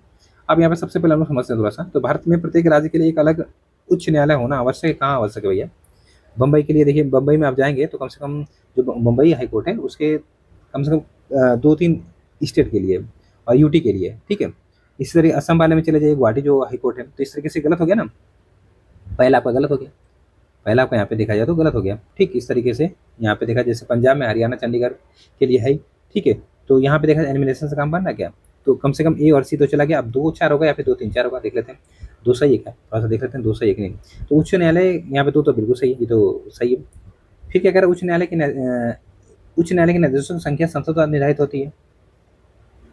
यहाँ पे कह रहा है उच्च न्यायालय के न्यायाधीशों की जो संख्या है ना, अगर उसकी बात करें तो ये संसद द्वारा निर्धारित होती है। ये गलत लग रहा है ना, उच्च न्यायालय के न्यायाधीशों की संख्या कौन निर्धारित करता है, राष्ट्रपति करते हैं ना, राष्ट्रपति करते हैं। यहाँ पे निर्धारित संसद द्वारा नहीं होती, राष्ट्रपति के द्वारा होती है। ठीक है, ये राष्ट्रपति द्वारा होती है। तो यहाँ पे देखा जाए तो उच्च न्यायालय की न्यायाधीशों की संख्या निर्धारण राष्ट्रपति करता है, ना कि संसद करती है। ठीक है, इस तरीके से यहाँ पे ये गलत हो जाएगा। 4 फिर से आपका सही होना चाहिए ना, उच्च न्यायालय के न्यायाधीशों की नियुक्ति राष्ट्रपति, हाँ सही है। तो 2 और 4 आंसर लगाइए, बी आंसर बनेगा। चलिए, कह रहा किस अधिनियम के तहत भारत में पहली बार गवर्नर जनरल को जो विधायी अधिकार थे वो प्राप्त किए गए थे। तो ये तो आपका 1833 ही होगा ना, 1833 होगा। ठीक, चलिए 111 के बाद 112 देख लेते हैं। निम्नलिखित में से किस गैर संवैधानिक निकाय के अध्यक्ष प्रधानमंत्री होते हैं। 112 का आंसर आपको यहाँ पे क्या बनेगा, गैर संवैधानिक निकाय पूछ रहा है, ध्यान से पढ़िएगा तभी आंसर दे पाएंगे वो। ठीक है, तो जैसे कि यहाँ पे देखा जाए नीति आयोग, राष्ट्रीय विकास परिषद है, राष्ट्रीय आपदा प्रबंधन प्राधिकरण है। 112 का आंसर क्या जाएगा, तो सभी को जाएंगे ना, सभी आपका आंसर यहाँ पे क्या जाएगा, तो सभी। ठीक है, चलिए अगला प्रश्न आज का देखा जाएगा, कह रहा है आपका यहाँ पे 113। निम्नलिखित दशाओं में कौन सी त्वरण मान धनात्मक होने, मतलब जो एक्सेलरेशन होता है वो धनात्मक तो पॉजिटिव होगा ना, पॉजिटिव का कारण है। तो यहाँ पे देखा जाए क्या है, तो देखा जाए थोड़ा सा जब तुरंत गति की दिशा में हो, हाँ उल्टा होता है रिटार्डेशन होता है, तो सही तो है। तो इस तरीके से आपका आंसर यहाँ पे क्या हो जाएगा, ए हो जाएगा। ठीक है, चलिए अगला कह रहा है कि निम्न जो पादप वर्ग है उनके विकास क्रम के अनुसार व्यवस्थित कीजिए। तो आइए यहाँ पे हम लोग देख लेते हैं। यहाँ पे आंसर आप लोग सिंपल देख लीजिएगा, ये वाला डी वाला, मतलब यहाँ पे फिर से इस तरीके से क्रम है आपका। ठीक है, इसके बाद अगला प्रश्न क्या है आपका यहाँ पे 115 का कह रहा है कि द्रव्यमान के संदर्भ में निम्नलिखित में से कौन से कथन सही है। द्रव्यमान एक सदिश राशि है। किसी वस्तु का द्रव्यमान प्रत्येक स्थान परिस्थिति पर स्थिर रहता है। द्रव्यमान मतलब यहाँ पे क्या कह रहा है, मास की बात हो रही है ना, मास की बात हो रही है। ठीक है, तो क्या कह रहा है कि द्रव्यमान एक सदिश राशि है, मतलब यहाँ पे देखा जाए ये तो आदिश राशि होगी ना, द्रव्यमान एक आदिश राशि है ना, यहाँ पे आदिश राशि के लिए ये आदिश राशि है। ठीक है, तो ये गलत हो गया, पहला गलत हो गया। किसी वस्तु का द्रव्यमान मास जो होता है, मतलब द्रव्यमान प्रत्येक स्थान पर स्थिर रहता है। मास तो कांस्टेंट रहता है, ये जो मास होता है ये कांस्टेंट रहता है। ठीक है, तो इस तरीके से ये सही है। आपका आंसर यहाँ पे क्या बना, आंसर आपका केवल 2 बना, केवल 2 मतलब आपका आंसर कहाँ पे डी। ठीक है, चलिए अगला प्रश्न, निम्नलिखित जो परमाणु और उनके परमाणु त्रिज्या है, एटॉमिक रेडियस है, उनके अनुसार घटते क्रम में आपको व्यवस्थित करना है। तो आइए थोड़ा सा यहाँ पे प्रश्न संख्या 116 का आंसर देख लेते हैं। 116 का आंसर आपको यहाँ पे बता रहा है ए, ये आप लोग देख लीजिएगा, ए आपका आंसर यहाँ पे बता रहा है। कथन कारण कह रहा है विद्युत चालन करने वाले द्रव्य अम्लों, क्षारों तथा जो लवण होते हैं उनके विलय होते हैं। कारण कह रहा है जब किसी चालक विलय में विद्युत धारा प्रवाहित की जाती है तो उसमें रासायनिक परिवर्तन होते हैं। तो इस तरीके से ऑप्शन देख लीजिए तब समझ में आएगा ना। ये देखिए क्या आंसर आपका बन सकता है, चलिए बताइए आप। आपका प्रश्न संख्या 117 का आंसर क्या बन सकता है, बताइए जल्दी सब लोग। यहाँ पे कथन कारण दोनों से व्याख्या भी करना चाहिए ना आपका, क्योंकि सही बात तो है। यहाँ पे क्या होता है, केमिकल चेंज होता है, मतलब कहने का मतलब ये है कि जब विद्युत चालन करने वाले द्रव्य जैसे एसिड हो गया, बेस हो गया और जो साल्ट हो गया, उसके विलयन होते हैं, बिल्कुल होते हैं। और साथ साथ जब किसी चालक विलयन में विद्युत धारा प्रवाहित की जाती है तो उसमें रासायनिक परिवर्तन हो जाते हैं। ठीक है, इस तरीके से आपका आंसर यहाँ पे क्या जाएगा, तो कथन कारण दोनों से व्याख्या करा। 118 देख लेते, 118 क्या कह रहा है यहाँ पे। 118 कह रहा है कि पाचन एंजाइम की क्रिया निम्नलिखित में से किस सिद्धांत पर आधारित होती है। तो ये किस सिद्धांत पर आधारित होती है ना, बताइए आपको यहाँ पे। तो जैसे कि ताला और चाबी सिद्धांत पे, प्रतिरूप अनुकूल सिद्धांत पे, सक्रिय ऊर्जा सिद्धांत पे, सभी पे। यहाँ पे सभी बता रहा है, आपका आंसर डी लगा लीजिएगा। ठीक है, निम्नलिखित जंतु व को उनके संरचनात्मक जटिलता स्तर के अनुसार बढ़ते क्रम में आपको दर्शाना है। ठीक है, 119 का आंसर बताइए। कह रहा है कि निम्नलिखित जंतुओं को उनके संरचनात्मक जटिलता स्तर के अनुसार आपको बढ़ते क्रम में व्यवस्थित करना है। तो आंसर आपको यहाँ पे बता रहा है ये वाला, ए वाला। ठीक है, ए वाला आपका आंसर यहाँ पे बता रहा है। अगला कह रहा है निम्नलिखित कथनों पर विचार कीजिए। निम्नलिखित कथनों पर आपको विचार करना है, जैसे क्लोरोफ्लोरोकार्बन, हेलोन्स और कार्बन टेट्राक्लोराइड ओजोन रिक्तिकारक जो कारक होते हैं, गैसें हैं। ठीक है, मॉन्ट्रियल प्रोटोकॉल मुख्य रूप से ग्रीन हाउस गैस को उत्सर्जन को नियंत्रित करने के लिए लागू किया गया था। आपको यहाँ पे सही बताना, बताइए तो क्या सही होगा। 120 आसान सा प्रश्न है, बताइए जल्दी से आप लोग यहाँ पे। तो सबसे पहले क्लोरोफ्लोरोकार्बन, हेलोन्स और कार्बन टेट्राक्लोराइड ओजोन रिक्तिकारक गैसें हैं, बिल्कुल सही बात है। इनसे ओजोन का डिफ्लेशन होता है, मतलब एक तरह से ओजोन छिद्र होता है। ठीक है, नष्ट करती है। ये कह रहा है मॉन्ट्रियल प्रोटोकॉल मुख्य रूप से ग्रीन हाउस गैस के उत्सर्जन को नियंत्रित करने के लिए नहीं भैया, ओजोन के लिए था नहीं। ये सब आपकी किसके लिए थे, ओजोन संरक्षण के लिए, ओजोन संरक्षण के लिए। ठीक है, तो इस तरीके से आप लोग यहाँ पे आंसर लगा लीजिए। क्या तो 2 गलत हो गया, केवल 1 सही है, मतलब आपका आंसर ए बना ना। ठीक, इस तरीके से आप लोग यहाँ पे चीज़ों को याद रखिएगा। अगला प्रश्न 121 कह रहा है कि किसी रेडियोधर्मी तत्व की अर्ध आयु 5 घंटे है। यदि किसी नमूने में प्रारंभ में 80 ग्राम पदार्थ था तथा 10 घंटे बाद शेष पदार्थ कितना होगा। तो ये सब आप बताइए, ये सब रीजनिंग पूछ दे रहा है यहाँ पे, मतलब एक तरह से न्यूमेरिकल पूछ दे रहा है। ठीक है, तो इस तरीके से शेष पदार्थ की वैल्यू के लिए तो प्रारंभिक जो मात्रा होती है अपन यहाँ पे देखा जाए 2n किया जाता है। तो एक तरीके से यहाँ पे देखा जाए, देखिए यहाँ पे अगर आपसे पूछे जो शेष पदार्थ है उसकी अगर मात्रा निकालने के लिए फार्मूला बता रहे हैं यहाँ पे, शेष पदार्थ ही देता हूँ, हो सके तो ऐसा प्रश्न बन जाए, आर में कुछ भी हो सकता है। तो यहाँ पे देखा जाए जैसे जो प्रारंभिक मात्रा है, मात्रा और आपका देखा जाए अपान यहाँ पे 2 के पावर n, तो इस तरीके से आपको यहाँ पे वैल्यू रख रहा है। जैसे प्रारंभिक मात्रा कितनी है, तो 80 है। ठीक है, फिर 2 की वैल्यू n, 2 की वैल्यू कितना है, n का मतलब यहाँ पे लिखा था 2 ही है ना। तो इस तरीके से आपको यहाँ पे 80 2 की वैल्यू का 2 मतलब 4 हो जाएगा, तो 20 आएगा यहाँ पे। 20 ग्राम आपका आंसर बता रहा है, 20 ग्राम आपका आंसर यहाँ पे बता रहा है। ठीक, चलिए निम्नलिखित में से किस नियम के अनुसार किसी परमाणु में उपस्थित 2 इलेक्ट्रॉनों की चारों क्वांटम संख्या एक समान नहीं हो सकती। 122 का आंसर बताइए तो क्या जाएगा। 122 का आंसर आपको यहाँ पे बताइए क्या हो जाएगा। तो मतलब आपका जो पाउली उपवर्जन नियम है इसके अनुसार, 123 कह रहा है कि अवतल दर्पण के संदर्भ में कुछ कथन दिए गए हैं। किसके बारे में भैया? अवतल दर्पण के बारे में। जैसे कि यदि वस्तु अनंत पर स्थित हो तो वस्तु का प्रतिबिंब फोकस पर स्थित होता है, ठीक है। यदि वस्तु वक्रता केंद्र पर स्थित हो, सेंटर ऑफ कर्वेचर जाता है ना उसमें, तो वस्तु का प्रतिबिंब अनंत पर स्थित होता है। आपको यहाँ पे सही बताना है। क्या दोनों सही है कि एक सही है? कौन सा सही बताइए। तो आंसर आपका यहाँ पे प्रश्न संख्या 123 के लिए। तो यहाँ पे देखा जाए एक तो सही है, ठीक है, पहला सही दूसरा गलत हो गया। क्योंकि अगर अगर बात करूँ यहाँ पे थोड़ा सा, यहाँ पे रख रहा है तो सेंटर पे रख रहा है, तो सेंटर पे ही बनेगी ना, ठीक है। सेंटर पर रखा तो सेंटर पे ही बनती है, ठीक। इस तरीके से याद रखिएगा, और बराबर भी शायद बनती है, ठीक है। अगर वस्तु वक्रता केंद्र पर स्थित हो तो प्रतिबिंब भी वहीं पे बनेगा, ये याद रखिएगा आप लोग, ठीक है। चलिए, निम्नलिखित में ये पहला सही है। अपने यहाँ पे थोड़ा सा इसको भी देख लेता हूँ। अगला कह रहा है कि निम्नलिखित कथनों में से कौन से कथन सही है? कौन से कथन आपके यहाँ पे सही है? तो यहाँ पे देखा जाए, कह रहा है स्थिर अनुपात का नियम फ्रांसीसी रसायनज्ञ जोसेफ प्राउस्ट ने दिया था। द्रव्यमान संरक्षण का नियम ऑटोएन लाउसिए ने दिया था। अब ये सब प्रश्न जैसे लग रहा है पहली बार सुना जा रहा है, लेकिन दोनों सही है। ये भी सही है और ये भी सही है। आंसर आपका आंसर यहाँ पे क्या हो जाएगा? तो 1 और 2 हो जाएगा। 10 केजी की एक वस्तु 5 मीटर ऊंचाई तक उठाया जा सकता है यदि गुरुत्वीय त्वरण 9.8 मीटर पर सेकंड स्क्वायर है, तो इस पर किया गया कार्य कितना होगा? चलिए बताइए। 125 का भी आंसर बता लीजिए। तो डब्ल्यू इक्वल टू क्या होता है? एम जी एच होता है। तो यहाँ पे अगर देखा जाए तो मास कितना दे रहा है? 10 केजी दे रहा है, और आपकी जो ऊंचाई वो 5 दे रहा है, और जो वैल्यू है आपकी कितनी है? जी की 9.8 है, 9.8 दे रहा है। लगभग आपका कितना आ जाएगा? लगभग आपका यहाँ पे देखा जाए तो मान लीजिए इसको आपका 50 10 500 लगभग 200 और थोड़ा सा माइनस करिए, 490 जूल आएगा। 490 जूल कह दिया तो 490 जूल, इस तरीके से आपका आंसर यहाँ पे हो जाएगा, ठीक है। ये हो जाएगा आपका आंसर यहाँ पे। 126 यहाँ पे सुमेल करना है कुछ। 126 में ग्रंथि है और क्या कहते हैं, तो स्रावित जो हार्मोन्स होते हैं, कौन से हार्मोन्स उनसे निकलते हैं वो बताना आपको, ठीक है। आइए देख लेते हैं। जैसे सबसे पहले पीनियल ग्रंथि, तो ये आपका एक तरीके से कौन सा हार्मोन स्रावित करती है? तो ये आपका वैसोप्रेसिन करती है। वैसोप्रेसिन मतलब आपका 4 होगा, ठीक है। क्या करती है? नहीं, वैसोप्रेसिन कैसे? मेलाटोनिन करेगी ना। एक सेकंड, थोड़ा सा दिमाग में। हाँ, पीनियल ग्रंथि आपका मेलाटोनिन करेगी, ठीक है। मेलाटोनिन करेगी, सही है। पीयूष ग्रंथि ये जो है ये आपका करती है क्या? वैसोप्रेसिन, ठीक। इसके बाद अगर देखा जाए वैसे भी 1 पे 3 एक ही ऑप्शन में, तो आंसर आपको ये बन गया। अपना दिमाग क्या लगा, ठीक है। बी पे 4 भी हो गया, ठीक, सही है। अभी तक सही आ रहे थे हम लोग। सी पे अग्नाशय ग्रंथि तो 2, मतलब आपका जो ग्लूकागॉन होता है ये आपका, ठीक है। और एडियल ग्रंथि आपका क्या कर देते हैं? एपिनेफ्रिन करती है। ये आपका बता रहे हैं, यहाँ पे आंसर होगा, ठीक। 127 कह रहा है आपको यहाँ पे सभी दलहन अभिक्रिया अपचयोपेचय प्रक्रिया अभिक्रिया होती है। अपचयापचय अभिक्रिया केवल उन्हीं अभिक्रिया को कहते हैं जिनमें केवल ऑक्सीजन ही भाग लेती है। उल्टा लिखा है क्या भैया? बताइए। 127 का आंसर क्या बनेगा? क्योंकि पहले तो सत्य, दूसरा उल्टा लिखा है ना, आपका यहाँ पे असत्य हो जाएगा, ठीक है। जो सभी दलहन होती हैं अभिक्रिया कौन सी करती हैं? अपचय अभिक्रिया करती हैं। इसके अंतर्गत इनमें ऑक्सीकरण और अपचयन दोनों होता है, ठीक है। बस इतना से याद रखिएगा।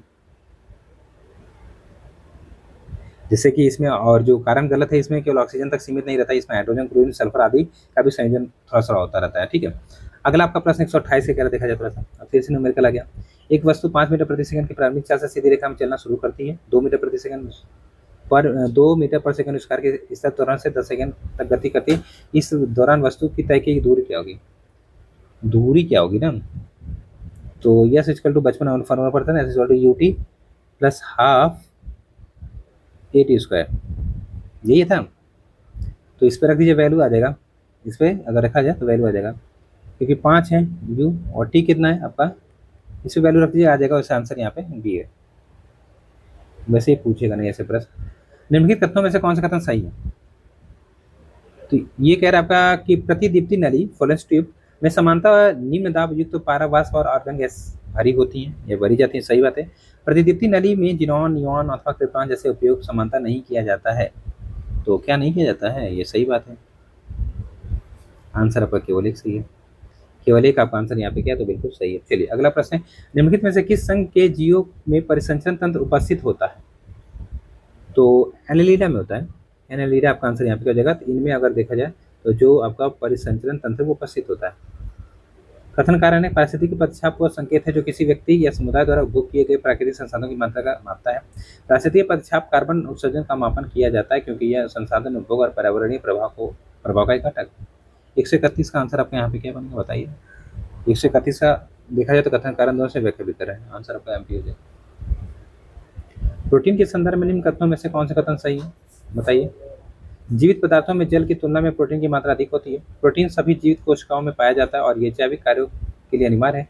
132 का आंसर आपको यहाँ पे क्या हो जाएगा बताइए। 132 का आंसर आपको यहाँ पे देखा जाए क्या हो जाएगा। कह रहा है कि जीवित पदार्थों में जल की तुलना में प्रोटीन की मात्रा अधिक होगी। भैया हाँ उल्टा हो गया, गलत हो गया बहुत ज़्यादा। ठीक है, क्योंकि जीवित पदार्थ में सर्वाधिक मात्रा में जल पाया जाता है ना कि प्रोटीन पाया जाता है। ठीक है, और प्रोटीन सभी जीवित कोशिकाओं में पाया जाता है और ये जैविक क्रियाओं के लिए अनिवार्य होता है। बिल्कुल अनिवार्य होता है तो केवल 2 आंसर बनेगा। मतलब आंसर यहाँ पे क्या जाएगा, बी हो जाएगा। ठीक है, चलिए 132 का बी, अरे मतलब बी आंसर हो गया, केवल 2 सही है। ठीक है, सूची कुसूची तो सुमेल का ना कुछ सूचक है और कह सकते हैं यहाँ पे क्या है तो क्षार के संबंध में रंग परिवर्तन की बात हो रही है यहाँ पे। 132 के बाद 133 है क्या ये प्रश्न। ठीक है, ठीक है। नीला लिटमस तो ये रंग एक तरह से परिवर्तन नहीं होता है इसमें। ठीक है, हल्दी क्या करती है तो ये लाल रंग में बदल जाता है और फिनोल्फ्थालीन की बात करूँ तो ये गुलाबी रंग में बदल, और मिथाइल ऑरेंज तो ये आपका पीले रंग में बदल जाता है। ठीक है, तो इस तरीके से आंसर क्या बना, डी बना। 1 2 फिर 4 3 उल्टा कर दीजिएगा तो ठीक।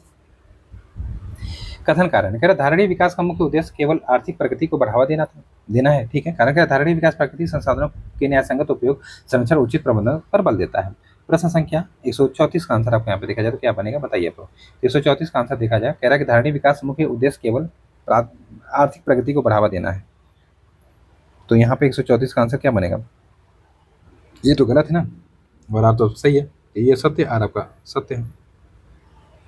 ठीक है, चलिए अगला प्रश्न है, रानी लक्ष्मीबाई के संदर्भ में कुछ कथन दिए गए हैं, आपको बताना इनमें से कौन सा कथन सही है भैया। जैसे रानी लक्ष्मीबाई जी ने 1857 में विद्रोह में झांसी और ग्वालियर में अंग्रेजों के विरुद्ध विद्रोह का नेतृत्व किया। रानी लक्ष्मीबाई ने अंग्रेज के समक्ष आत्मसमर्पण कर दिया जिसके बाद उन्हें निर्वासित कर दिया गया। मतलब 135 का आंसर क्या हो जाएगा। 135 में केवल एक सही है, दूसरा तो गलत। ठीक है, दूसरा आपको यहाँ पे गलत है, केवल एक आपको यहाँ पे किया तो सही है। 136 कथन कारक चित्रकूट हिंदू तीर्थ स्थल के रूप में प्रसिद्ध है और इसे भगवान श्री राम के वनवास के रूप में प्रमुख स्थल आपके यहाँ पे माना जाता है। कारण कारक चित्रकूट मंदाकिनी नदी के तट पर स्थित है जहाँ भगवान राम ने अपने 14 वर्ष के वनवास का समय व्यतीत किया था। तो यहाँ पे क्या बनेगा 136 के लिए आंसर बताइए। तो यहाँ पे बनेगा सी, ये सत्य परंतु आर असत्य। आर आपका यहाँ पे क्या है तो असत्य है। लगभग 11.5 वर्ष रहते हैं यहाँ पे, 11 से 11.5 वर्ष। ठीक, इसलिए गलत है। निम्नलिखित संस्थान और जो आपके स्थान है यहाँ बताना कौन सा एक सही सुमेलित यहाँ पे नहीं है। तो बताइए संस्थान और स्थान 137 का आंसर क्या हो जाएगा, कौन सा सुमेलित नहीं है ना। तो केंद्रीय पोस्ट बागवानी संस्थान लखनऊ, सरदार वल्लभ भाई पटेल कृषि एवं प्रौद्योगिकी विश्वविद्यालय कहाँ पे, मेरठ सही है। केंद्रीय क्षेत्रीय खाद्य अनुसंधान विश्लेषण केंद्र ये गलत है, ये आपका लखनऊ में ही है। ठीक है, चलिए भारत खंड संस्कृति विश्वविद्यालय लखनऊ में है। मुख्यमंत्री युवा उद्यमी विकास अभियान के बारे में निम्न कथनों पर विचार कीजिए। इस योजना के तहत 10 वर्षों में 10 लाख सूक्ष्म उद्यम इकाई स्थापित की जाएंगी। 5 लाख रुपए तक की परियोजना पर ही अनुदान दिया जाएगा। 138 का आंसर आपको यहाँ बनेगा सी, केवल एक सही है, केवल एक सही है, दूसरा आपका गलत है, दूसरा आपका यहाँ पे गलत है। ठीक है, तो यहाँ पे 5 लाख रुपए तक की परियोजना का ही अनुदान दिया जाएगा। यहाँ पे 7.5 से 10 लाख है, 7.5 से 10 लाख रुपए तक है। ठीक, 139वां उत्तर प्रदेश में निम्नलिखित में से कौन सा उद्योग वाराणसी, इटावा, मोदीनगर, मिर्जापुर, आजमगढ़ और शाहजहांपुर में मुख्य रूप से संचालित होता है। 139 का आंसर रेशम वस्त्र उद्योग, रेशम वस्त्र उद्योग आपका आंसर यहाँ पे हो जाएगा सही। निम्नलिखित कथनों में से कौन से कथन आपके सही है, आइए थोड़ा सा देख लेते हैं। कह रहा है कि कुंभ मेला केवल प्रयागराज और हरिद्वार में आयोजित किया जाता है। भैया गलत हो गया, सबको बताइए तो गलत होगा। ठीक है, इसके बाद देखा जाए यहाँ पे कह रहा है कि थोड़ा सा कि वर्ष 2017 में कुंभ मेले को यूनेस्को द्वारा मानवता के अमूर्त सांस्कृतिक विरासत के प्रतिनिधि की सूची में शामिल किया गया। सही है, तो केवल 2 आपका आंसर बनेगा। ठीक है, तो इस तरीके से देखा जाए 140 प्रश्न यहाँ पे जीएस से कंप्लीट होते हैं। ठीक है, तो हम लोगों ने 140 प्रश्न किया, लगभग समय थोड़ा सा सही लगा 1 घंटे 40 मिनट लगभग, क्योंकि थोड़ा सा तेज पढ़ाया हूँ क्योंकि बहुत ज़्यादा लंबा वीडियो हो जा रहा था, आप लोग कह भी रहे थे। तो चलिए इसको आप लोग देखिए अच्छे से, बाकी जो आपका सुझाव आप लोग बताइएगा। मिलते हैं कल, बहुत बहुत धन्यवाद।